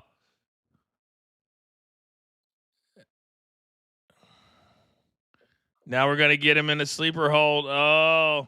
Now he does do great facials. I mean, he is. Are we gonna tap? Are we gonna tap? Are we gonna tap? Oh. Got close for a second He there. got close for a second. It's not gonna end with a tap.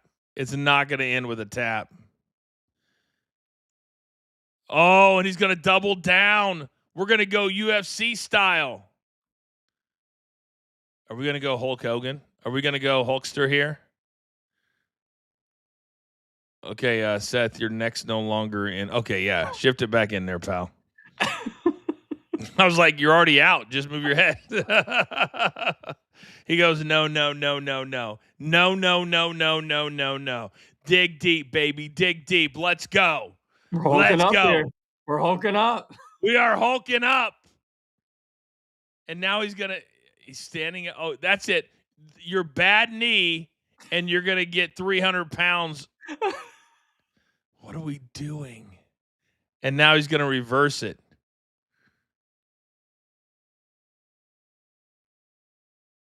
Oh, he fell. So what happens?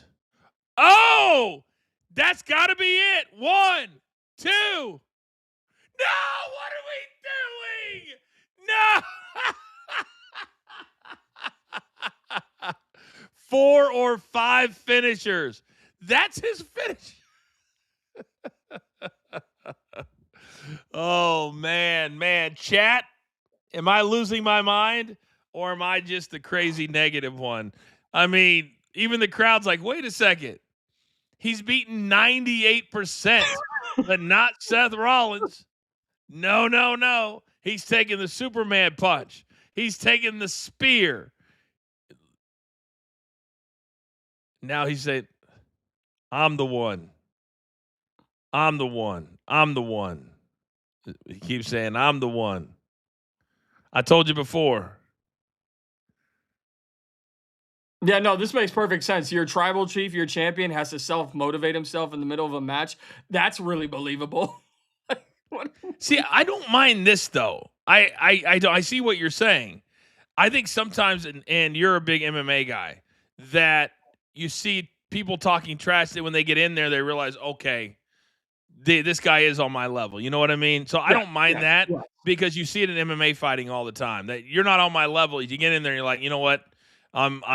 This is a fight. This is a fight. So I don't mind that so much, but I get your point. So now we're standing up and we're right back to where we began. Double. Oh! He reversed it. Seth Rollins, is it enough? He's climbing. 1, 2. Oh!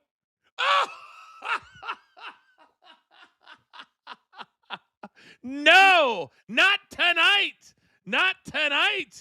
So another 2 3/4. I'm exhausted, Mikey. I'm exhausted. Oh. But you know what we haven't seen yet? No run-ins, no interference, nothing. And I think it'll be a waste if we don't. I mean, they probably were saying, you know what, these two guys can give me good enough of a match or great enough of a match, and now Seth is talking trash to him, that we don't need any outside stuff, that these two guys are great enough. I guarantee that's what they were saying when they put this match together. And I think on some levels they're right, but I think that the lack of ticket sales, I think the lack of excitement on Raw has told us that the fans were not quite as into this as they thought we would be. So you got to give me a little bit of juice here. You got to give me a little bit of something. So is there something coming? Remember last year at SummerSlam? I can't believe, Mikey, it's been a year already. Wasn't it Brock that came back and took down Cena last year at Yep. SummerSlam? So we Yep. had that big surprise. But what is it going to be? Curb stomp? No. We're not going to win with a roll up. Oh, now he throws him in. Oh my God, he turned right into him, Mikey. 1, 2. Oh, and he kicks out of his own finisher. It's not over yet. We're not done yet. We're not going home, anybody. Sit back down in your seats. Oh man, Mikey, did you notice he had to turn his body all the way around? All right, we're being told the crowd is super into it. So hey, I will shut up. I'm actually into it. So the crowd is on their feet. So, and that's the hard part. That's why I said if the crowd's into it, and look at Michael Cole back there. I'd say what you want about Cole, man. It's 30 years in. The brother's still into it. He's still into He it. loves it every single day. You know, you don't do 30 years and only miss 5 shows or less if you're not into it. I mean, there's been no 7-day vacation for that man ever. I missed one Monday in my first 11 years, whatever it was. So if the crowd's into it, God bless him that I'm here for it. And I feel like even though people bitch or I bitch about the finishing thing, and now they're talking. By the way, 9 different sponsors are on the mat tonight for SummerSlam. Vince would be rolling over in his grave if he had one right now. Yeah, he's watching right now going, "Oh, he never would do this ever." But I think we can still get 10, 11, 12 probably. All right, now we're back on our feet. Now we're talking. The crowd is standing on their feet, so they are into it. At least they are standing, right? No, they're sitting. All right, but they're into it. Let's say they're into it. They're half into it. So we are approaching an hour, Mikey, ye of little faith. How dare I? How dare you question how they would get to 11 o'clock local time? What time is it? 9 o'clock. 9 o'clock. All right, sorry, 9 o'clock local time. 8 o'clock local time. It's 9 o'clock. Ignore me. I've had to watch 10 hours of wrestling the last 2 nights. You must forgive me. Please, you must forgive me. All right, so the referee has taken a hit. Do we finally have a run-in? Okay, so Seth's got the crazy eyes. Please do not let it be Becky Lynch. We do see Macho Man in the second row. Maybe he's going to have a run-in, jump the barrier. Uh-oh. I will tell you that these matches, Roman doesn't get tired like CM Punk does. No. There goes the ref and the curb stomp. So the ref is out. Seth Rollins is down. Roman is down. Apparently, Cole just said, "Hello, Dean Ambrose." So I'm assuming that was a homage to their. I wasn't watching a lot during the Shield days, Mikey. I was knee deep at ESPN, so I'm not as hip on the Dean Ambrose moves from yesteryear, as it were. I was big on the Shield, but guess what else I was? What? Shield fatigue. there was Shield fatigue. You can't waste this here, right? Why did we take out the ref? I mean, honestly, why did we take him out? Well, they took him out because they had the curb stomp, and it's smart by him not. So he does the curb stomp, which is a finisher, and then he realized the ref's on the outside, so there was no need to cover him without the ref. A little bit of psychology there. A little bit of psychology. I understand. I will say this though, Coach. Last year, I told producer man during the whole masked man thing. They actually built in the WWE video game. That was a storyline in the game that played out on actual WWE television. At least this year, they didn't have that. They didn't have it. We're not getting any of this stuff in this year's game compared to the storyline. So it's nice that they're not just copying their video game this year. I didn't realize that. I did not. All right, here we go. No referee. Seth Rollins has a chair. I kind of feel like Vic Joseph calling it on WWE radio right now. So Seth Rollins right behind Roman Reigns. Will this be the end? Will he be? Why did he put the chair down?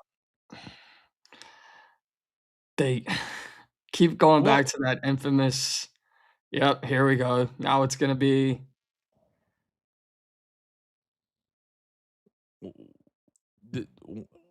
They're going back. What am I missing? They're going. If I'm correct here, they're going back to the Shield turn where Seth hit Roman with the chair in the back, and then that's how the Shield dissembled. And now Roman's about to, because we all remember this from 12 years ago. Now Roman's going to hit Seth with the same thing. I mean, well, I'm sure that Cole is saying that right now. I'm sure they're covering it with commentary. And this is, to me, if I'm going to give credit, this is where the storytelling comes in, where a lot of younger talent, they don't know how to take their time. They also don't get 45 minutes. So now he looks at it, he throws a chair away. I'm sure that meant something. So there you go. So now Cole is telling the story. And he's like, no, we're gonna do it our way. We're gonna do this mano a mano. Now, here comes the respect. We don't need the chair, he says. Let's just do this. And now the crowd's like, yeah, we don't need that. Let's do this. We've been brothers for a long time. Who's the better man? Who's the better man? That's what we're asking ourselves right now. Do you have what it takes after all of these years? No chairs, no announce tables, no bells. Let's just go toe-to-toe, Mikey P. Come on. I'm home again, kid. Like I'm home. This part is fun. This part, I'm really getting into the match now, because even without hearing the commentary, but just what you're saying and what everyone's saying in the chat, they're telling it correctly on the broadcast. So now I'm in. This is if you're not going to have run-ins, this is the match that you had to have. That they gave them the amount of time that they needed. Main event night 2 is always the most important match. Sorry, night 1, you're just not that. This is the main event of SummerSlam, and they gave them a full hour to tell this story. And this is why Roman makes $15 million a year. This is why Seth makes $7 million a year. He's like, yeah, come on, Roman. Come on. Come on. You're better than this. Let's go, headbutt. Let's go, headbutt. See, this is what the greats do. Mikey, this is what the greats do. Mm-hmm. We talk about a BTT all the time, don't we? Yep. You want to come after us? We're here every day. We're here every day, 6 shows a week. You can't come after us. But you hit the nail on the head, Coach. The best thing about this match is if you're not going to do run-ins for these two guys, then they had to have this kind of match. And they're delivering. They certainly are. Oh! I don't know if that was a mistake or what. I thought he was going to try the leapfrog. Roman went down, and I think he got DDT'd. And he's going for the curb stomp. Missed. He's going to go again, come again, and now. So he got him on the second one. But there's no referee. There's no referee. I mean, that's right. Why is he going to the top? Why is he going to the top? Oh, it was going to be the super curb stop. Oh! Into another split. Then he's going to double again and split. But there's no referee, Mikey. There's no referee. So that's 2. Are we going to get a third? He's looking around. Where's the ref? I think Seth wins. Seth is going to win. I hope so. Seth is going to win. Because remember a year ago when he got hurt, was he not the world heavyweight champion? Mm-hmm. And they wanted all that stuff to be planned. They can do it all over again if they let Seth win. And he's saying something. He's saying, oh! And a third one. Where's the ref? There he is. Game over. 1, 2. All right. Well, that could have been a worse prediction by me. 8 seconds later, he gets beat. So that tells us a lot. So Roman wins. Dug deep. They're getting a standing ovation. And to me, this tells me a lot, Mikey. This tells me that Roman's going to be around for the next however month, 2 month. You don't leave the title on him if he's not going to be around. Yeah. Yeah. I wish I would have saved it, but I know that they did put out a graphic of his upcoming dates. He is going to be around for a bit. But just it's my biggest concern is when we now move on from something, because Coach, I'll be honest, this was a great match. Like, without hearing the commentary, these two guys gave us over 30 minutes, got us past that 3-hour mark. But now where do you go from here? There's always something about where you go from here, and I don't know. It's tough when Roman Reigns is the champ. You can't consistently book things. You know, Vince tells us all the time that if a guy's not going to be there, you can't write for him. And so Roman, as great as he is, and he just showed us that big matches, he's probably still the best. Probably still the best they got. He didn't get tired. The facials, the way he talks, all of that. He can make an hour feel beautiful, which is why they still pander to him. Because they know when I need a big one, this is my guy that I'm going to go to. Triple H and Nick Khan, they know that. And they just got it again. But I will say that normally the big matches, you have some surprise during the night.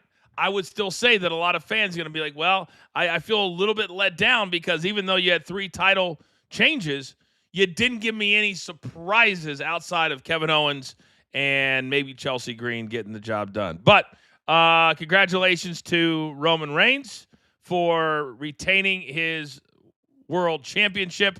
And now, Mikey, on the other side for Seth Rollins, where does he go from here? Is he going back into storylines with the Vision, or what do you see for him? I don't know. I think now maybe we get another week or 2 of him and Roman, right? Because now he can at least say, Roman will finally have that win over him. So how does Seth acknowledge that? I think you do have to put a bow on it, even though there's not much more after what we saw tonight. But I think Seth acknowledges Roman. I think we need to have some young blood. And I think it's too early for Oba, for Roman, but we've already seen Seth and Braun. I don't know where Seth goes from here because right now there is no one that I really want to see Seth go against. You talked about the surprises we had over these last 2 nights. What was the most consistent thing about those surprises, Coach? They're both on what? SmackDown. Mm-hmm. So there better be continuity going with all these Raw superstars because right now you're going to serve me what I see, and I don't see much. So right now you've got Roman Reigns and Seth Rollins both sitting in their respective corners. I think that we're going to have a kind of a mutual respect society coming up here. If you have any questions or a comment, we'll read those that are $5 or more. Any $10, we'll throw them onto the Coach and Roulette wheel next week. But I will say this, that now I do agree with you, Mikey, and this is where creative has to say, even if it's not Oba and Roman now, we just saw it on Unreal when CM Punk said, you can't get the main event rub without putting guys in against main event guys. So whether it's Oba, I think we're going to get the handshake. Oba, Javon, Trick Williams, who lost tonight to Baron Corbin, by the way, if you don't put them in there against guys like Seth and Roman, we're going to do the Shield thing. This is kind of cool. Minus, boy, can you imagine if Dean Ambrose walked in right now and put his fist in there? That would be dope. That'd be dope. That would be That would amazing. be dope. Yeah. I That don't would think be you need to dope. tell a story over 12 years, but if you're gonna do it this way. Even if one of them is missing. Do it this way. This is the right way to really come back full circle. Now it makes sense. So they got the mask. I think that's probably their way of including Ambrose, I would guess. By the way, we have almost 2,500 people watching live right now. You guys are amazing. Thank you so very much. And I think this is their way of saying the Shield has been put to bed. One of the great factions in the history of pro wrestling is over as of tonight. And this is how they've decided to do it with Roman Reigns standing tall. And if that was what they wanted to accomplish, Mikey, I got to tip my cap and say very, very well done by two of the greatest to ever do it, two of the greatest to ever get in the ring. And Roman Reigns continues to prove that he is arguably one of the top 5 of all time when you're talking about big money matches. And to save a show and an event, I think you could say that match certainly did that. Would you agree? Yeah, I think this match going as long as it did, no interruptions, no run-ins, nothing, just two of the very best at their craft, one of the greatest ever. And the problem is I think Seth would be one of the greatest ever if injuries didn't derail him multiple times in his career. So someone mentioned in the chat too, and I think it was perfect. Roman's not even breathing hard, coach. Can you imagine going 30 minutes, given all he's gone through health-wise, and he's not even breathing hard? I mean, we're watching one of the greatest, whether you love them or hate them. You got to tip your cap. 100%. And producer man tells me that Cole was explaining that story at the end, as I knew Cole would. He's very, very underrated, does not get the credit he deserves because people like to compare him to good old JR. But the bottom line is he's called far more WWE matches than JR has in his career. So give him credit. All right, we got several super chats. We're going to do probably 15 or 20 minutes here of post game. A lot of you are coming in now that we're watching the show exclusively. So thank you very much. This is the post game show, BTT Studios. Thank you guys so very much. Mikey P, who's the host of Fight Time with Mikey P, also on Coaching Company every single weekday. I am the coach. SummerSlam is now in the books, and so I want to do our high and low from night number 2, Mikey, and then we'll kind of wrap it up with what we liked from the total event. So tonight, for those people that are coming in right now, Kevin Owens surprises us in match number 1. They turn it into a fatal 4-way. Nick Aldis is now once again the general manager of SmackDown. So we had Kevin Owens, Sami Zayn, who looked like he had seen a ghost. They bring in Gunther as the 4th person, and then you had Finn Balor. Pretty good match. Kevin Owens ends up winning. He's now the number 1 contender for the Undisputed Championship, right, Mikey? For the Undisputed Championship. And then Baron Corbin beats Trick Williams. Baron looked pretty good, beating Trick. Poor little Yachty went through a table. Chelsea Green wins the ladder match. She's the new interim women's champion with Rhea Ripley out. Then Danhausen wins the Human Monies on a pole match over Dirty Dom. Chad Gable, new Intercontinental Champion. And then Roman Reigns beats Seth Rollins. So let's do our highest high, Mikey. What is the thing you enjoyed the most about tonight? About tonight, it's obviously Kevin Owens, but I'm going to take it a very deep step forward, coach. And that is, I think coming off of it, even if I include last night, this is not how you're supposed to book a PLE, but I think they knew that their weakest part of their entire company was SmackDown. You look at Randy coming back, now Kevin Owens coming back. All I get out of going into tomorrow night is there is so much injection of life and hopefully character into Friday Night SmackDown. The company saw their weak spot and they booked this PLE to put it over. So I love that Kevin Owens is back. Okay, I like that. The thing I hate about that, though, is that we have to wait 5 days to get there. It's going to feel like tonight was 3 weeks ago because it's not till SmackDown. That's why I wish we didn't have the brand split. I really do. But, again, that's their problem. It's not an us problem. So my biggest high tonight was something I predicted for the last 2 or 3 days. At some point, creative has got to say, she's it. And tonight they did that. Tonight, Chelsea Green in the ring with 4 other stars. Tiffy Time is a star. Charlotte, arguably the biggest female star of all time. Lash Legend, an absolute beast when you're talking about her character in the show. And then you got Jade Cargill, who looks the part. And when you have all four of them to have Chelsea and Mikey, I loved how she won it. She was going up. All of a sudden, she gets knocked out. And I was like, if she's hanging there for a reason, they do the Zabada, and then all of a sudden she does almost like a kick up, and her face was like, I've just been playing dead for a little bit. Kicks up, goes up, grabs it. And clearly the reaction from the crowd, Mikey, they wanted that to happen. And now in my mind, I'm like, how entertaining can this interim title run be? Because Chelsea Green has great ideas. She's not scared to put herself out there. I think that was the only decision tonight for that match, and thank God that they did it. Did you hear me, Mikey? Not sure if we just lost Coach. No. All right, we lost Mikey. Am I on, producer man? Am I on? We lose Mikey? All right, so I'm still on. Okay, great. So that was my high. My low tonight, well, it's kind of cool. They're doing an interview with Roman Reigns right now that I'm guessing is on the ESPN app. So that's another benefit to being on ESPN. So I would say that my high is Chelsea Green. My low tonight is clearly the Danhausen stuff. I'm trying to just let it go. I really, really am. But every minute of my life that I give to this business, and I understand I do shows, I get paid for it, all that kind of stuff, but it is just not entertaining.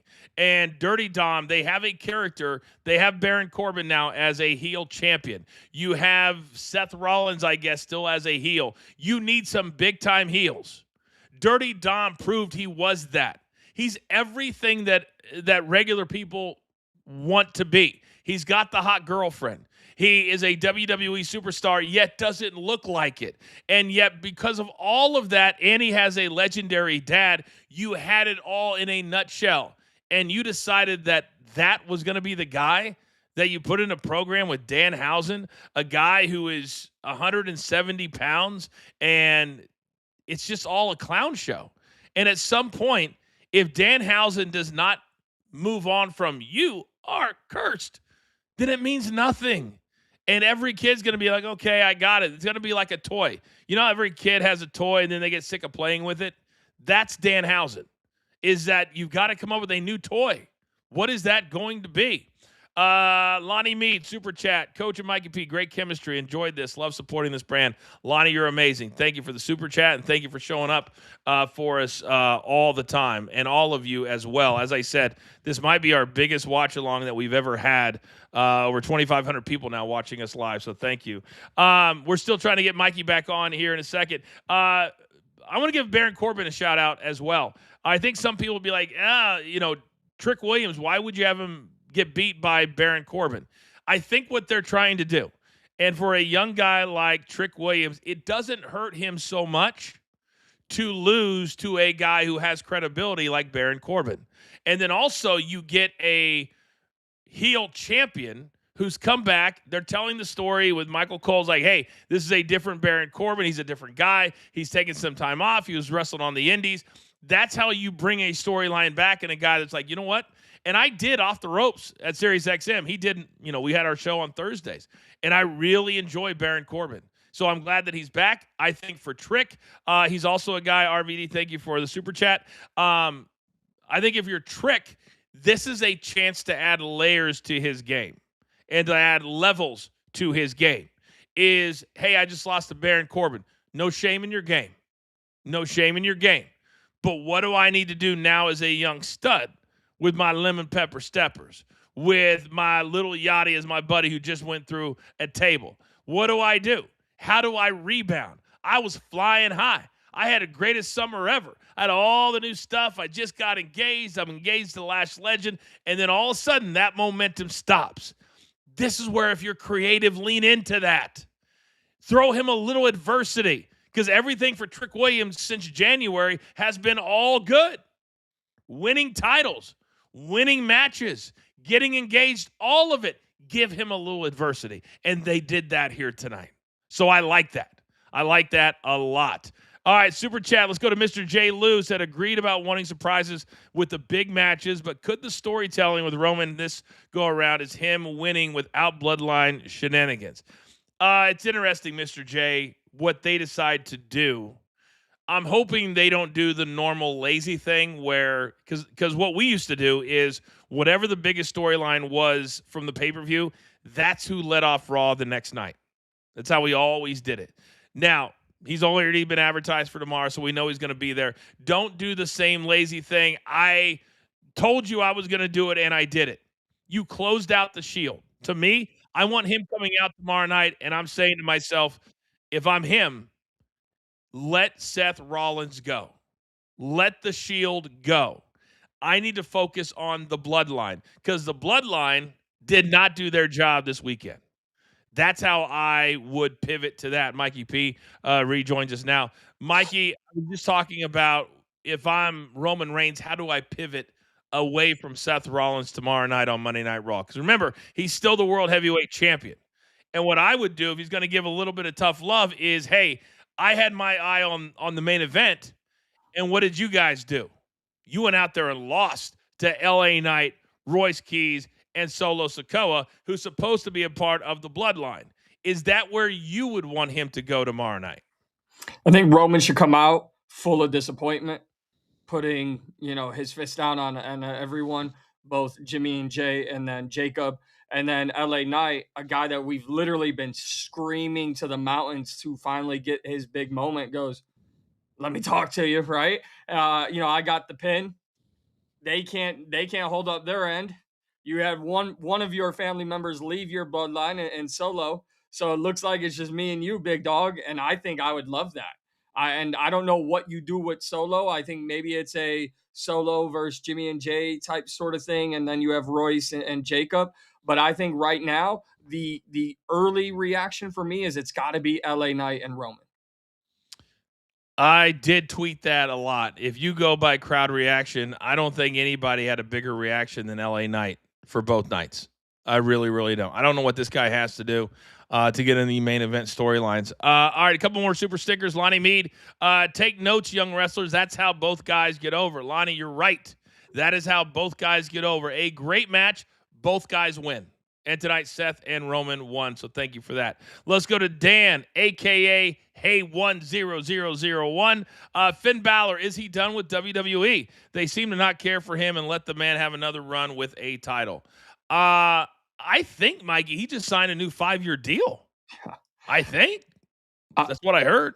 I think he's good. I think Finn's not going anywhere. I think he's very, I would say, I don't want to say happy. I don't know him. I don't speak for him, but I think he should be very happy with where he's at. Like I said, just a few moments ago, they needed to really inject life into SmackDown, putting Finn, Punk, all those guys over there. And now the returns we got this weekend, I think they do that. I actually think there's now plenty more to work with on SmackDown than there is on Raw. Man, it's an interesting thing. Because I've heard that they're going to go back to the 3-hour SmackDown at some point in the fall. Why, I have no idea. This, to me, the nonsense of we need more. We got to have 3-hour shows. You don't. You really don't. When Raw was the hottest, it was 2 hours and 6 minutes. To me, when SmackDown was the hottest, it was 2 hours. You don't have to have, because a lot of times, how do they fill out the 3 hours, Mikey? They do 3-segment matches. If you're having commercials and matches, that means the matches are too long, or it means you don't have enough talent, one or the other. But you don't need to go back to a 3-hour SmackDown. But I do agree they've put over some really good talent on SmackDown. Now, how do they go about utilizing them? So let's talk about it as a whole, and then we'll get out of here in just a couple of minutes. So the two nights are done. They've got Kevin Owens right now on the post show with Peter Rosenberg, Big E, and Corey Graves. I think overall of the 2 nights, the best feel good. And Big E has given Kevin Owens a whole ton of love right here. Big E, of anybody that would know how it feels to your career's over, probably it's Big E. And Kevin Owens, a lot of people thought his career was over. He had a very serious injury. And to see him back tonight, thought he looked in good shape. Clearly, he's excited. He looked really good, and he won, which tells me that this is more than just a one-off. And he's going to come back and be a player. What did you make of the Kevin Owens?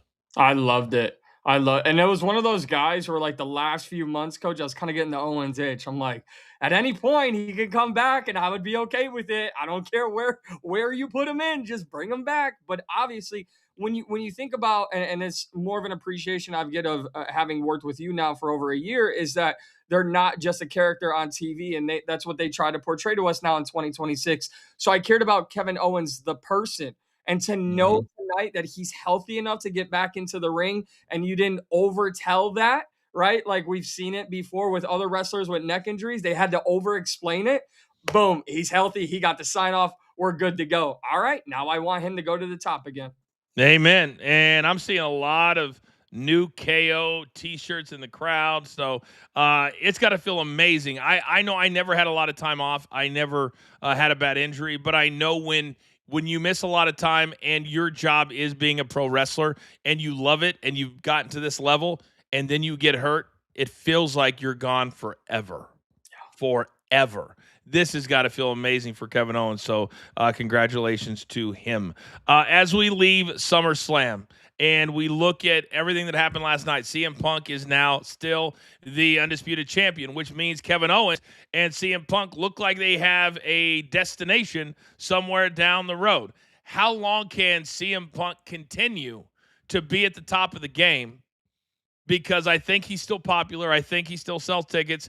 But they've got to really look at him, Mikey, and say, listen, what is the reason that we had these two main events, plus Brock, plus Oba, and we could only sell less than 28,000 for both nights, which, if you look at it, that's a really good number.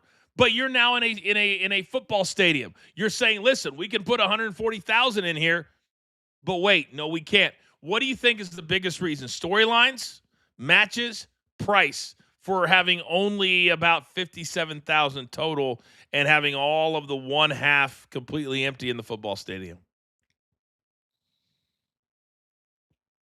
I think you're on. I got you on mute there, big dog. I would sit here and say I would protect the wrestlers right now, coach, and I would say it's definitely not the matches. I would say I'd give the performances of this weekend about an 8 out of 10, and I would say it's the prices. We obviously know that, given the big umbrella of TKO in which they all sit under, and then the storytelling. There's not enough. When I used to turn off the TV on Mondays, and I know we have a brand split now, but I used to look forward to Thursdays and Fridays because, oh my God, how did we end Monday night like that? I can't wait a whole nother week. We have to get to there. And then Mhm. Friday into a pay-per-view or now a PLE. I need to have my, not just my OMG moments, but just my, how do we continue this? And I don't think that that's been there. So it's definitely the storytelling, but it's also most certainly the pricing. Yeah, I think you're right about that. So I just had this sent to me, Mikey. Sorry, Danhausen cannot come to the phone right now. He is too busy enjoying all the human monies and winning SummerSlam. They posted that at 9:04. The main event was still going on. Well, who said that social media talks to each other? What can we do there? I will say this. I feel like CM Punk, he's a different kind of cat. And I don't think he cares if he looks old. I don't think he cares if he shaves. I mean, he very easily could look 10 years younger if he chose to. I don't think he cares. I think he should care. I really, really do.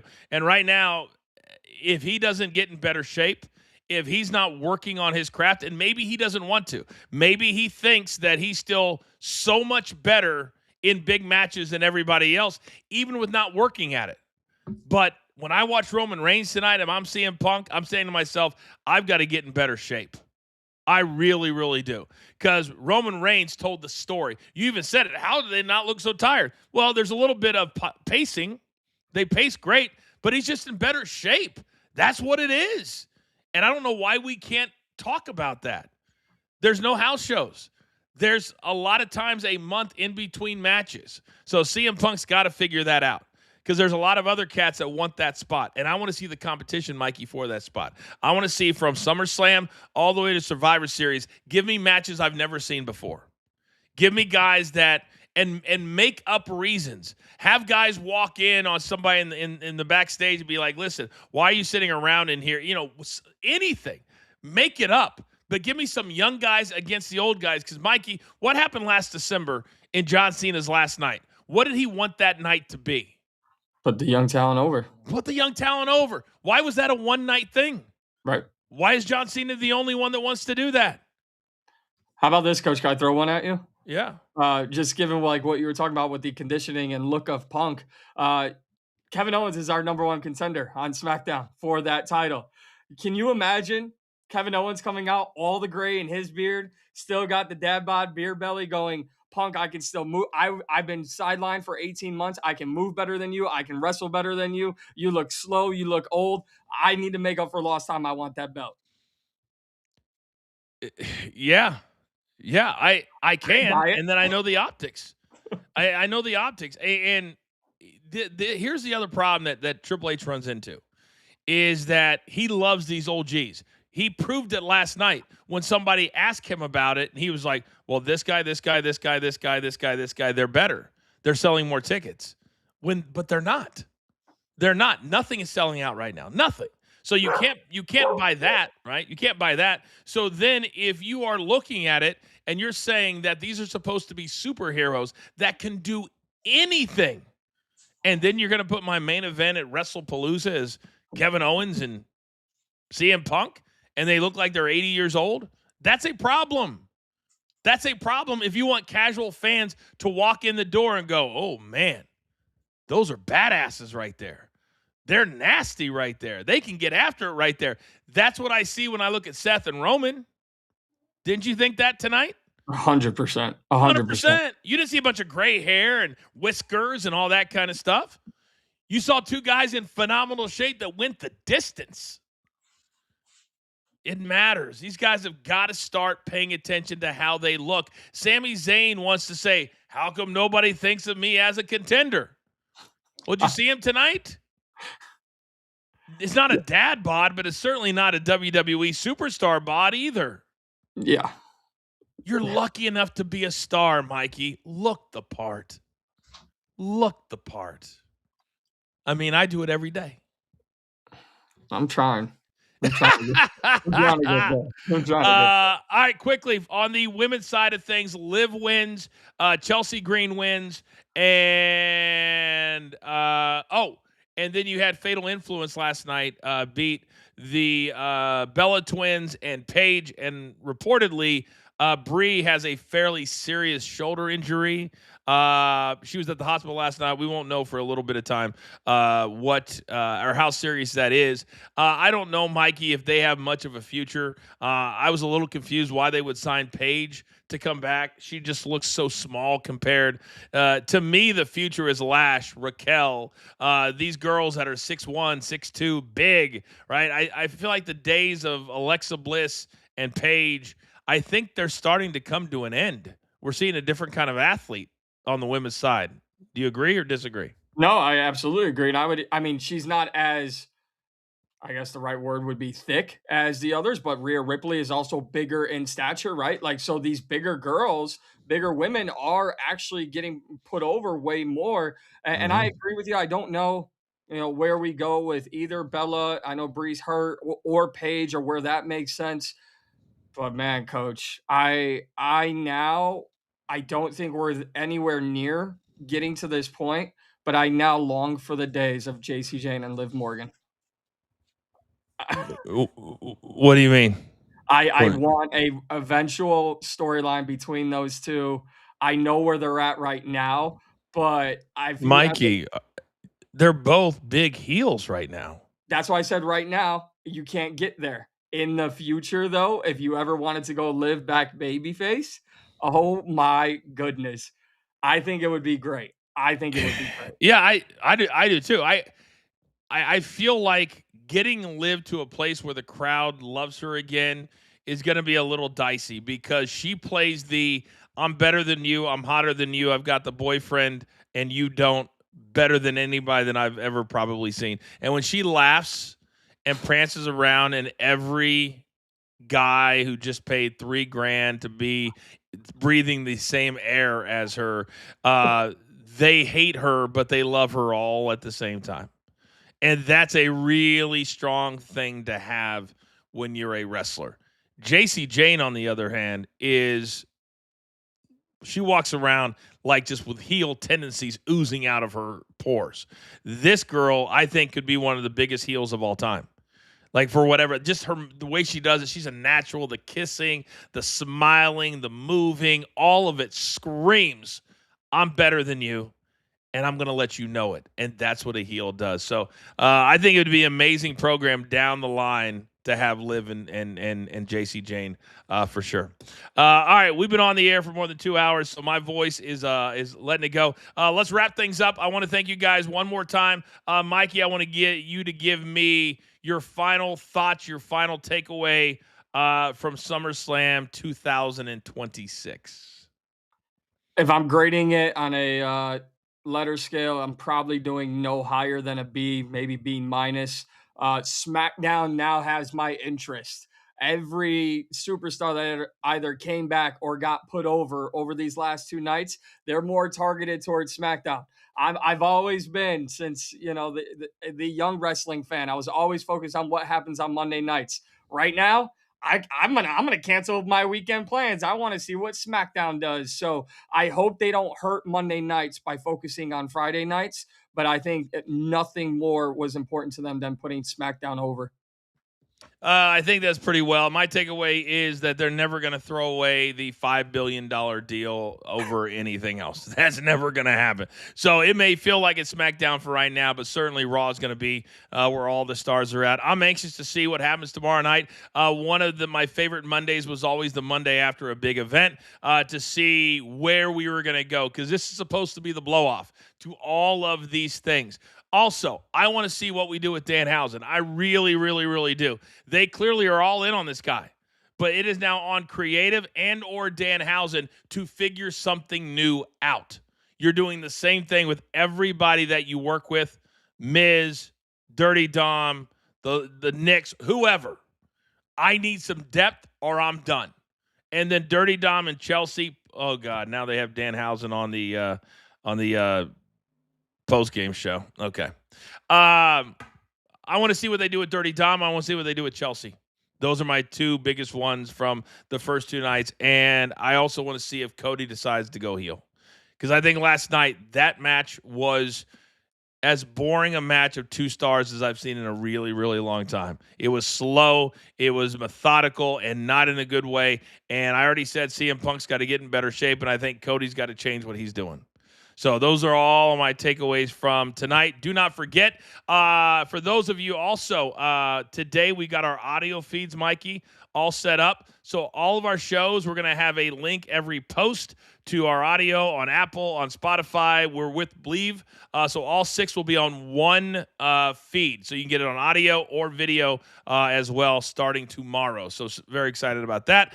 Me and Mike will be live tomorrow. We're talking wide receivers on Coaching Company. Then, of course, at 2 p.m. Eastern time, it is the Coach and Bro Show as me and Vince Russo will break down everything that is SummerSlam. That's going to do it for now. Thank you guys so very much for the super chats, for the time, for tuning in, and just allowing us to kind of be your conduit or your feeding into the wrestling world, because it means the world to us, and we're just getting started. I am the coach, Mikey P, producer man, Dirt Sheet Dan, Vinny Ruru, JD. Everybody's a part of BTT Wrestling. We'll see you tomorrow. Have a great night. SummerSlam is in the books. Take care.